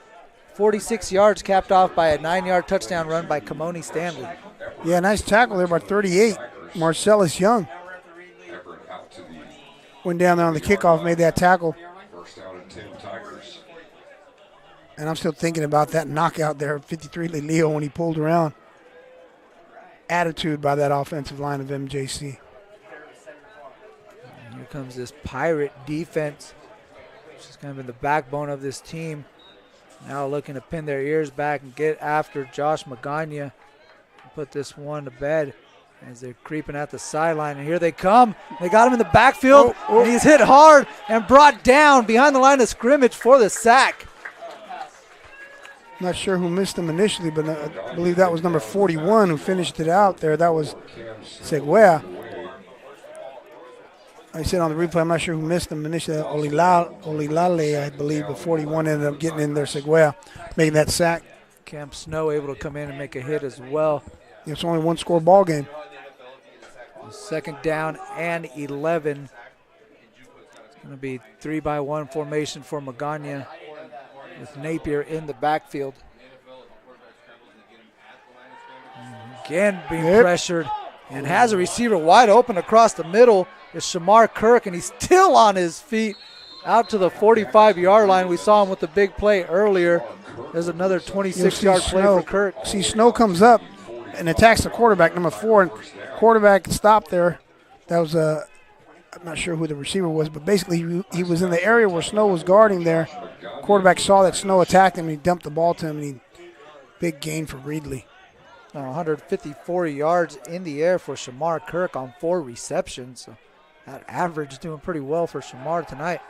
Here's Magana looking over the middle's got a man, and that one dropped. Antoine Ficklin, not sure what happened on that one. It looked like a pretty well-thrown ball that Ficklin was unable to handle. Not sure if he thought maybe there was going to be a deflection. No idea what happened there. Magana put that one right on the money. I thought that was in the breadbasket there. And that was, man, that was right in between the. See it again. Right. I can't say between the numbers because he doesn't have one. He's number 0. Hit him right in the chest. Oh, man. Well, that was a lucky one for MJC. Magana. Nice throw by him. Two straight plays. He makes good decisions, good throws. Second down and 10. Got a blitz coming. Bradford coming off the left side. Snow coming off the left side. And that one is batted down at the line of scrimmage by Josh Valdez. 6'4", 245. All bit of that 6'4" on that play. It would have bat that one down. Bradford like a volleyball spike. Bradford bringing some heat there from space. He was out, looked like he was lined up in pass coverage. Comes through, and like you said, Valdez puts them, making like a tree there, right? Standing up, getting in the way. If you can't get there, right, get your hands up. Yeah, definitely. Try to distract them a little bit, get in the passing lane. Sometimes look at the quarterback's eyes, too. Yeah. D-line coaches will teach you that. 3rd and 10, another blitz from the Pirates, and screen pass out to Napier. He's bobbling it. Now a hit out of bounds. Garen Ganilla out there making the play. Jackson was out there. Yes, out of Olale. Host the Pirates rallying to the ball. Look at that. He didn't catch it cleanly, And then, like you mentioned, Jackson, number 1, comes up there, and 40. Ganilia was there initially in coverage, so well defended by the Pirates. Going to be 4th down. So the big pass play, to Kirk. Kind of might have flipped the field a little bit. In the end, the Tigers are going to have to punt. De Jesus get it is over back. to Jesus. He's dangerous back there. And he's going to back up and receive this one at the 15. Try to cut it upfield, lost his footing. On this natural grass surface. And it's going to take it to the 15-yard line. You know what? They had, I think, a middle return set up. You'll see why he falls down there. Looked like he was eager to hit that gap. But yeah, they had it set up pretty well on the return. So a fumble and a punt in the first 2 drives for Reedley. On the other side, the offense has kind of been humming for Modesto. They had that real long drive to start the half. Unfortunately, didn't result in any points. And then the next drive, 3 plays into the end zone with a 9-yard run from Stanley. We'll see what they got. You're up 14-6. Now, Coach Steyer is probably going to take as much time in between plays as he feels comfortable. Play clock's at 11 now. There we go. Play action, looking for De Jesus off the right side. Pass a little too high. Tried the jump catch. Unable to bring it in. It'll be 2nd down and 10. Yeah, that's a repeat of the last drive there. Safety. He's got a little bit of help from the safety, but pretty much is man on up top of your screen. And then the run has been so effective that play action is going to hold the linebackers and everybody. And I'm not sure how tall De Jesus is, man, but he can jump. He's athletic. We know that, I should say, but I didn't know he could jump that high. 5'9", 175. Guy's a monster in the weight room. Power clean like 265. It's not on Twitter. What he lacks in height, he makes up with numbers because he's got a lot of receptions, a lot of yards. Dude is a beast. He beat his defender on that one. Here's a Rona, though. He's got a step. Now high stepping just outside the 20. Kind of might have lost his footing. Going to bring up 3rd and 2 off a good run by Arona. Yeah, Arona took that. Maybe a little shaken up there when he got up. Well, that was a design quarterback draw. Lyman got up to the next level. We got Savao back in here, and they got this tight formation going. Savao in front, Taylor behind, and across. There we go. Hunter, there's Taylor. He's got some space. There we Plenty go. of real estate. Stiff arms the defender, and now brought down just shy of the 50. And this Pirate line starting to clear some way. And Aiden Taylor is bulldozing his way through those holes. We said a Savao alert. He was in at H-back in the backfield there, came across the formation. They've been doing that all night with the power, so it's with the H-back and the guard that's pulling from one side to the other. And just running hard. The running backs are doing a great job. Ball security as well right now on this drive with 11 minutes and 30 seconds left in the game. You'll see how they slow down. Look at the sidelines of Coach Stivers taking as much time as I mentioned. Now we're at 10 on the play clock. There's Raw again in motion. This time it's Stanley off to the left, and he takes a hard shot. Tackled by Michael Jordan. I just don't get tired of saying that. I'm sorry. Tackled by Michael Jordan. That's just cool stuff. I thought he played baseball, that guy, Michael Jordan. Yeah, he's doing it all. Defensive lineman, sophomore, 6'2", 275 out of Monrovia. Makes the play on that one. 2nd down and 8 as we are now under 11 minutes. And this could be an important drive, especially in this game, a 2-possession game. Could feel like a 3 or 4 possession game the way these defenses have been playing.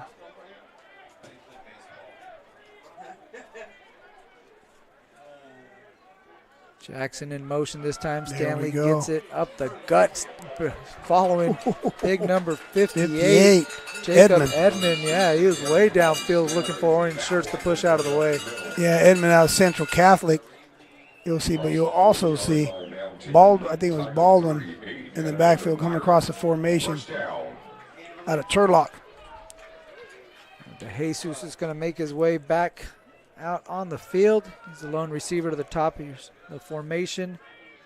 You have Jackson and Mendoza to the bottom.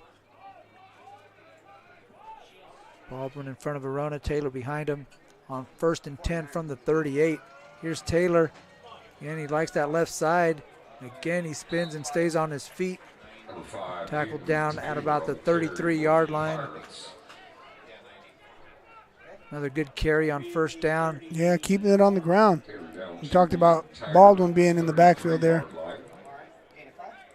He's now not in the backfield. Different formation going on, but they still put Leo over on that prior play. So right now, got 2x2. 10's personnel out of gun. Jackson and Baldwin in the slots.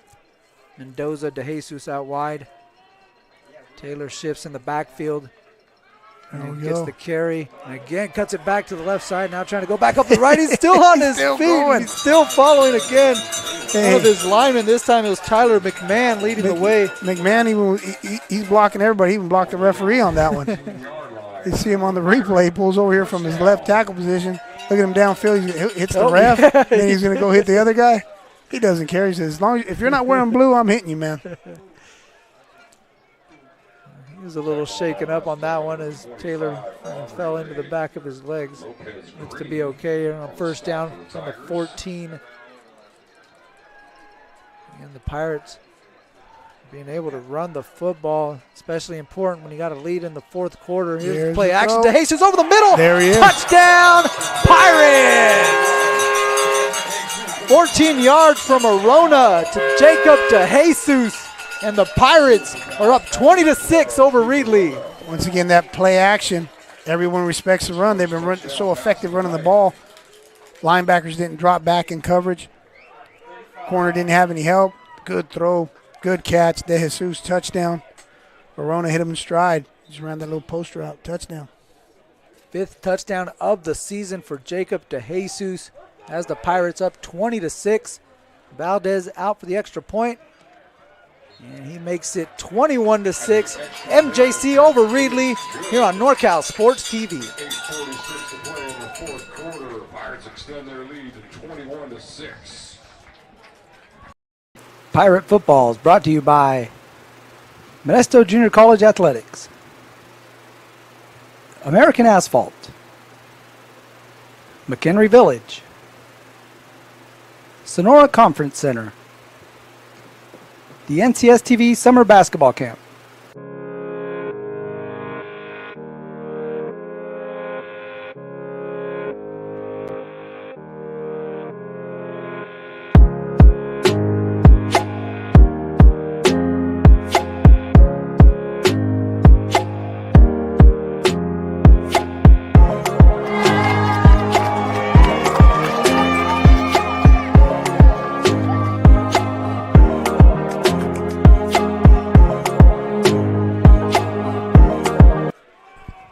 Sports TV's coverage of Pirate football. Pirates lead the Tigers 21-6. Whoa. Short kick bounces off the head of a Tiger. Whoa! And now a Tiger tackles another one just outside the 25-yard line.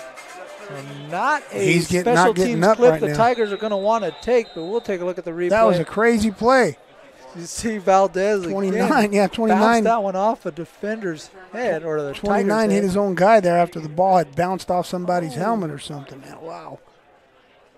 Hope that guy's okay. That was wild. Yeah, some friendly fire. And the Tigers. He's hurt. A little shaken up, yeah, after that play.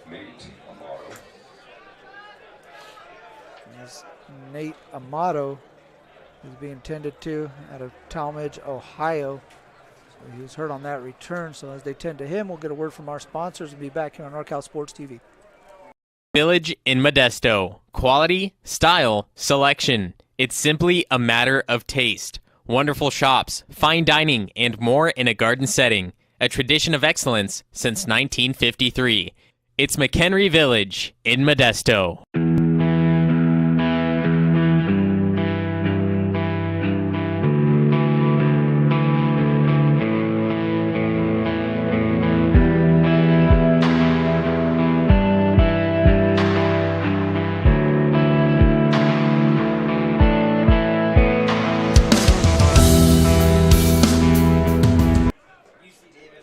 Carlos Franco back on NorCal Sports TV.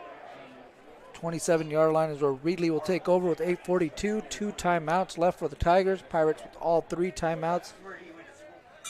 And they show blitz off the right side and nearly get home. Bullock now giving chase. Magana able to get that one to Ficklin. Nice play by Magana. Flick of the wrist and put that one on a dime.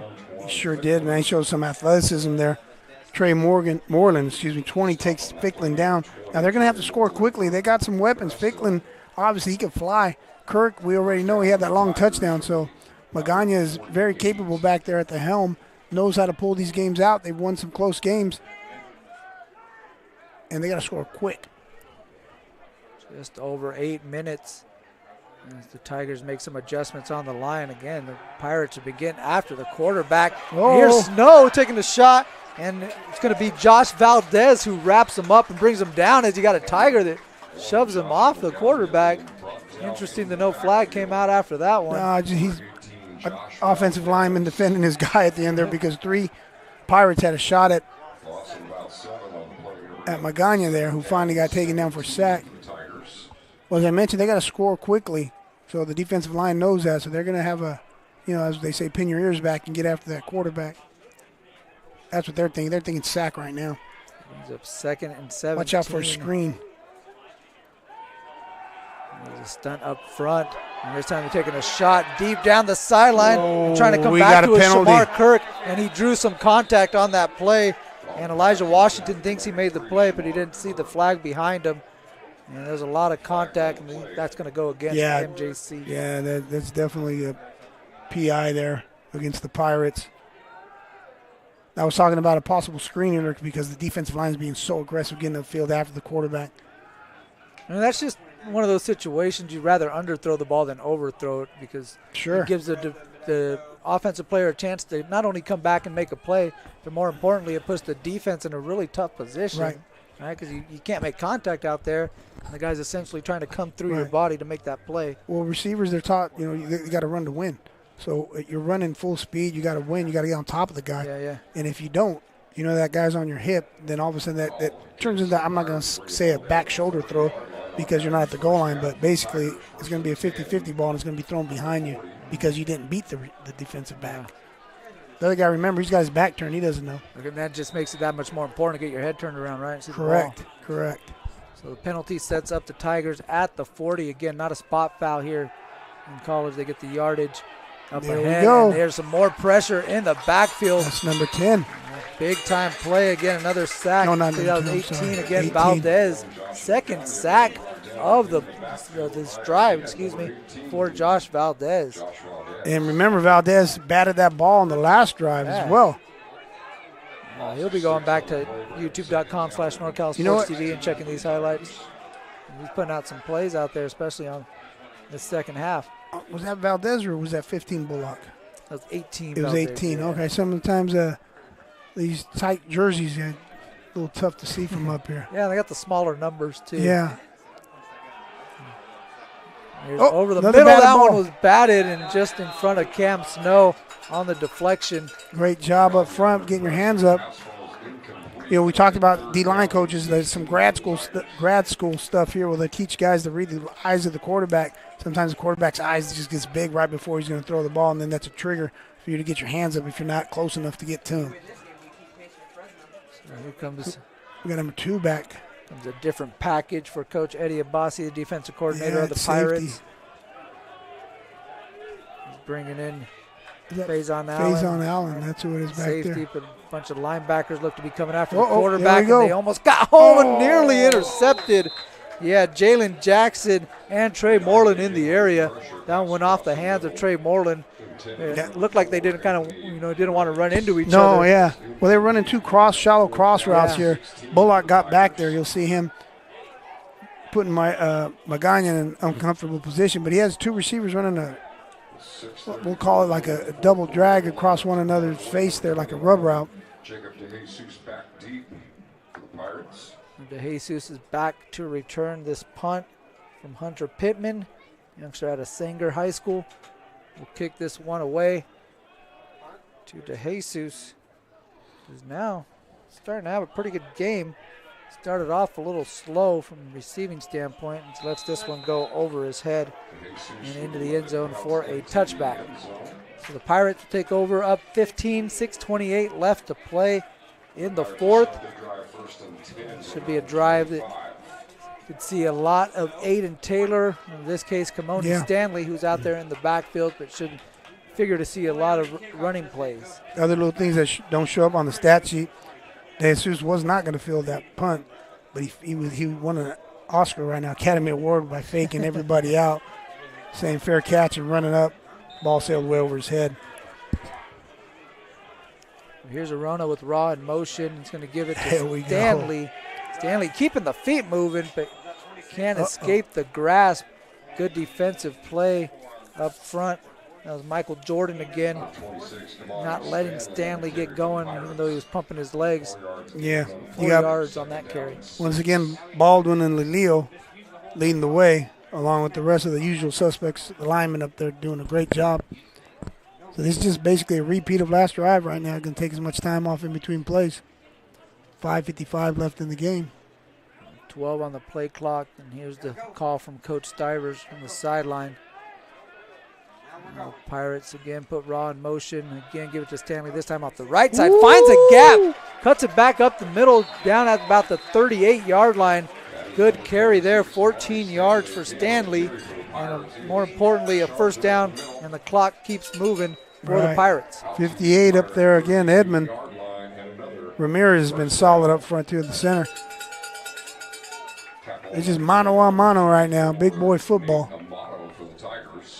Also have Everett Hunter, the tight end, out there blocking as well. You got Hunter and Baldwin. This near side, you got Landon Ramos, it looks like. Oh no, I'm sorry. That is 30, Gage Roddy, the other tight end out of Argonaut. Here's Taylor, who's back in the ball game. Hit just ahead of the line of scrimmage, now brought back. It's going to be about got a penalty marker. Yeah, 2 as the flag comes out. That's going to be on McMahon. Guy's getting a little bit, A little chippy. Yeah, a little chippy. Yeah, but this is what you gotta be cognizant of where the referee is. Correct. Right in front of you, you might not want to pull that off. Yeah, the but referee kind of nonchalantly, like, really? Yeah. Saw that one. We got to throw the flag. You know, if you're a lineman or a running back or something like that, you really enjoy this right now. And this kind of situation you want to be in, running the ball, being aggressive. But you got to be smart too. And like you said, just don't hurt your team right here. And because now you're pinned back here where we at, going to spot the ball at the 23-yard line. You know, you're almost at midfield. Clock's running. You got the ball. You got the momentum. Now you give them an opportunity by doing that. So. It's costly as far as field positions concerned. Backs up the Pirates quite a bit. 15-yard penalty. Moves them down to the 24-yard line. This will be 2nd and 24 for MJC. Still figure they're going to keep this one on the ground. Like you mentioned, just keep the clock moving. Here's Taylor with the handoff, and he is tripped up at the 30. You have Tuai Lelio, slow to get up. He's been slow a couple times. I think he got hurt about 2 drives ago. But he's tough, man. I mean, he's still in there, that's for sure. He's doing something for his team here, pulling around, leading the ball carrier, I should say. But we go back to that mental mistake here. Now it's 3rd down. So if you're Coach Stivers here, you think, man, I'm going to have to punt. I'm going to try to get as much yards as I can here on 3rd down. Play clock down to 2. And they take the snap, and Taylor's going to try the gut. Now bounces it off to the outside, still on his feet. Able to push off some defenders and rolls right near the first down marker. Picks up about 16 or 17 on 3rd down. Yeah, now brings up decision time for Coach Stivers. Yeah, he's going to go for it. Is it 4th and 1? I thought he was going to be 4th and 1 where the referee was standing. So he's got 4th and 3, I think. Yeah, so it'll be a look at this highlight reel right here for Coach Stivers, as Reedley's going to take a timeout. And they want to take their 2nd timeout of the game. So they'll take a break, and we'll be back after a word from our sponsors on NorCal Sports TV.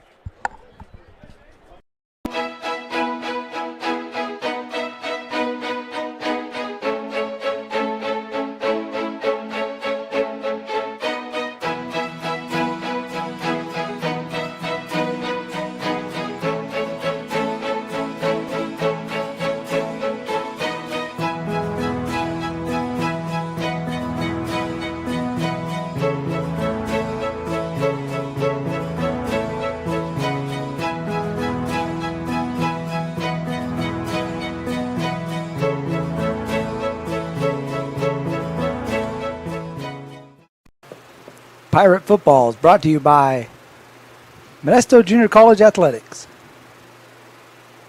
American Asphalt, McHenry Village, Sonora Conference Center, the NCS TV Summer. Back on NorCal Sports TV, I'm Mario Ramos along with Carlos Franco. Pirates still with the offense out there on the field on 4th and 2. Verona might keep this. Puts Jackson in motion. They didn't call it. Pirates didn't snap it on that one. Tigers able to dodge a bullet, and now Coach Stivers is going to take his first time out. And so try to get them to jump. Nearly had him. Instead, it's going to bring out the punting unit. Punt if we team. stay here, remind you that we have a few more broadcasts, or a couple more, I should say, broadcasts of Pirate football here on NorCal Sports TV. Next week, we'll have the College of Sequoias coming down to Modesto, or coming up to Modesto, I should say, to take on the Pirates. That'll be next week again, the 5th of November at 5 p.m. And then the season finale will be at Fresno City at 1 p.m. on NorCal Sports TV, November 12th. Again, NorCalSportsTV.com, YouTube.com/NorCalSportsTV is where you can find that. The Tigers will take on the Rams of Fresno City next week.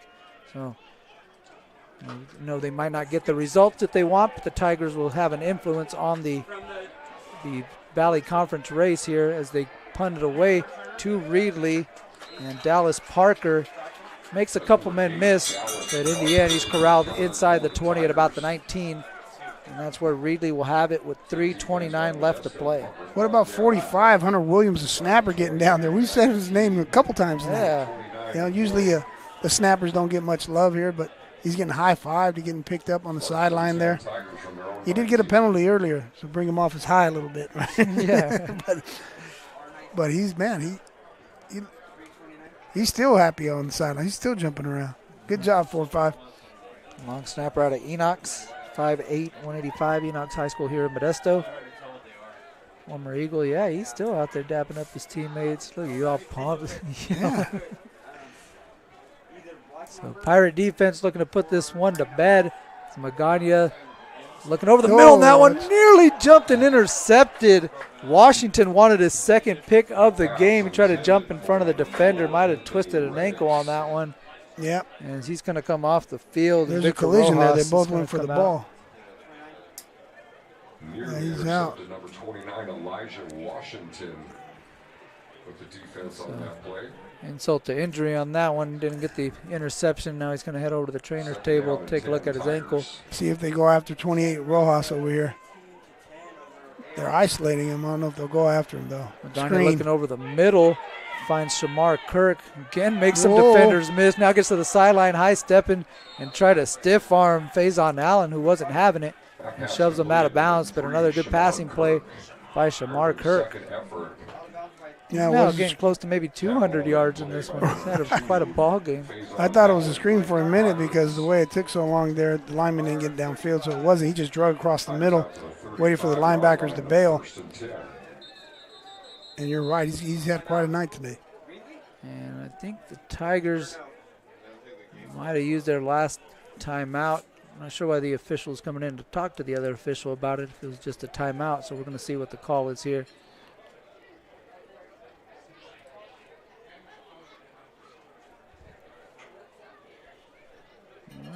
Not exactly sure. It looks like we're going to go back to play. So that was much to do about nothing as we approach it under 3 minutes. Here's Magana. Again, takes a shot, and he overthrows Shamar Kirk, looking for him deep down the sideline. But you have some Pirates get in the backfield and lay the wood.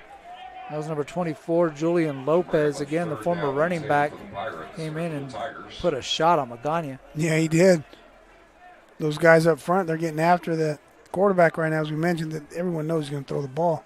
And I'm not sure if it's Coach Eddie Abbasi or if it's my son out there calling the defensive plays, because it seems like he's blitzing every time. That's what my son does on Madden, just constantly blitzes every single play. Yeah. And Pirates like looking to come again. Yeah. Here they are. And again, try to jump the route. Good wrap-up tackle by Danny Hernandez. Youngster out of Ripon. Yeah, what's easy to do blitz, to call a blitz, I should say, when you got all the confidence that coach does here in his defensive backs to match him up man coverage. For the Tigers, defense on that play by number 23, Danny Hernandez. Magana now looking over the middle, and that one complete. The referee set a screen on that one. That's why I said, well, it's Andrew Dowie able to come up with a play. Right, and that's the new rage, right? All these rub routes. Yeah, well, maybe this is the next level. Yeah, you had the referee to it. Well, I think he's still mad because he got hit by one of the linemen earlier, if you remember, by MJC. Right. So he's paying it back right there. You wouldn't know, it'd be 21-6, how exciting this game has been, man. You think it was 100 to 99 because it's just been so exciting here.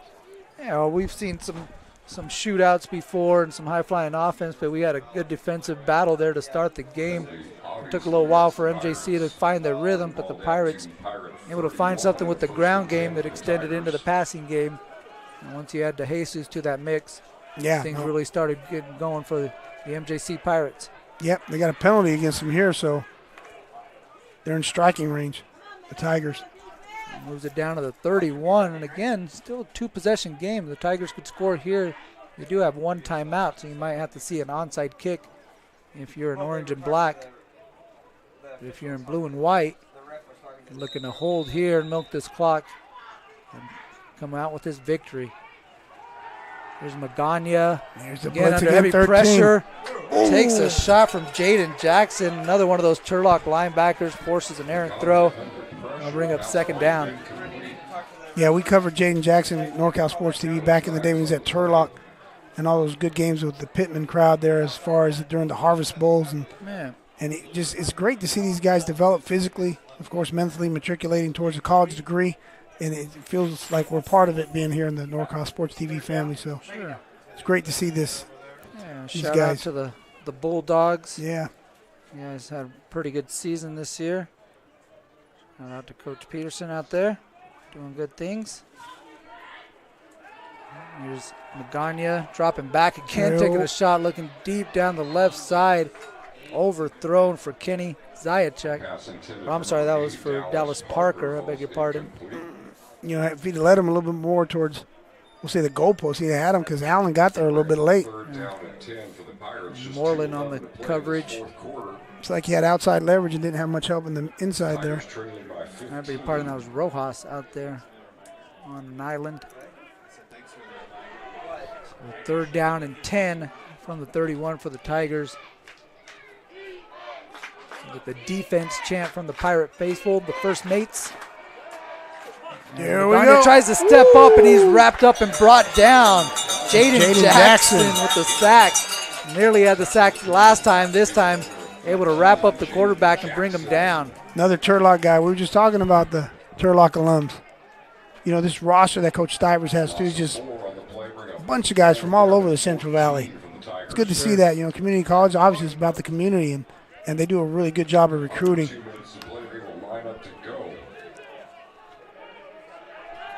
Fourth and 14, clock still running, no alternative for the Tigers other than go for it on this one.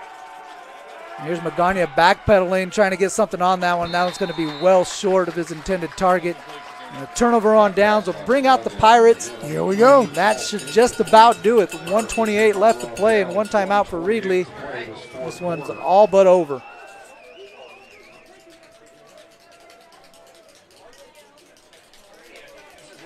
Again, the Pirates able to establish the running game. Punched it in from 3 yards out with Aiden Taylor for a touchdown. The extra point was good from Valdez. And we had the 9-yard touchdown run from Kimoni Stanley. Again, Valdez with the extra point, and then Keith Arona able to connect with Jacob DeJesus from 14 yards out. And that's where we are, 21-6. As Taylor's taking that, takes this one for one. And Reedley will take their final timeout. So we'll keep it here. Once again, remind you, check out NorCalSportsTV.com, YouTube.com/NorCalSportsTV, or follow us on our social media at NorCalSportsTV on Instagram, Facebook, or Twitter to stay up to date on all the latest community college football action. And MJC Pirate football again next week as they take on the College of Sequoias. I know you've been checking out some Chabot College football. Yeah. So I have Foothill college football in City College of San Francisco on NorCal Sports TV. So keep it locked here as this season's coming down to the wire, getting pretty exciting. The Pirates putting themselves in pretty good position as they look to improve here to 3-0. Hey, here in NorCal Sports TV, we got some great conference play here because we have the Valley Conference, we got the Base 6 Conference. It's just some of the best conferences in the state of California. So you get a chance to see quality junior college football, probably the best conferences in the state, and you get to watch them here live on NorCal Sports TV. Again, the Pirates looking here, unless barring some unforeseen miraculous disaster. Yeah. They should hang on to this one as Taylor again gets a good carry. You know, I can't say enough about them guys like Baldwin up front. Look at that. Takes his guy down. He's over here, lines up on the left, goes across formation. Just, you know what? They're just selfless play. They're just not selfish, these guys. They're playing as a team. Doesn't matter who's getting the ball. If they're not, because there hasn't been many pass attempts that we talked about. If we're going to run the ball tonight, then that's fine, as long as we win. And guys are playing hard for one another, blocking. This is a Pirate roster that lost a lot of sophomore leadership last year, so a lot of fresh faces in new places as Taylor gets hit behind the line of scrimmage. They, again, struggled out of the gate, 1-4 in preseason play. They really started to find their groove here in Valley Conference play, as that will be the final play of the ball game, and the Pirates will improve to 4-4 overall. 3-0 in Valley Conference play. For Reedley, they'll drop to 4-4 and 1-2 in conference. So again, College of Sequoias will make their way over to MJC next week. College of Sequoias is currently 1-2 in conference. So a chance for MJC to improve to 3-0 and set up that showdown again at Fresno City on the 12th. So again, Carlos, your final thoughts as we look to wrap this one up? Man, once again, a guy my age, when I played football, I sound like Al Bundy, Uncle Rico, I know. But this was great, man. It was a running game. They didn't throw the ball much and played solid defense and good special teams. It was like you stepped back in time. It was smash mouth. The linemen were getting after guys at second level, pulling guards, running backs blocking like kind of like a fullback in the I formation back in the day. So to me, it was great. Someone might say, man, they didn't score the 50. They didn't spread it out. Man, I enjoyed this. This has been so enjoyable for me. And it's just the Modesto looks so dominant on that offensive line and the defensive line. So they're ready for conference play, obviously, and they looked just physically tough. They looked solid, aggressive. It was just fun to watch, man. Like a 3 yards in a cloud of dust type of ball game, and MJC able to impose their will on the Tigers and once again improve to 3-0 in conference play after they pick up a big 21-6 victory over the Tigers. So for color commentator Carlos Franco, director and executive producer Dion I, producer Joseph Yanez, and cameraman Aramis Yanez and Shoya Matsushita, I am Mario Ramos saying thank you for watching this presentation of Pirate Football on NorCal Sports TV.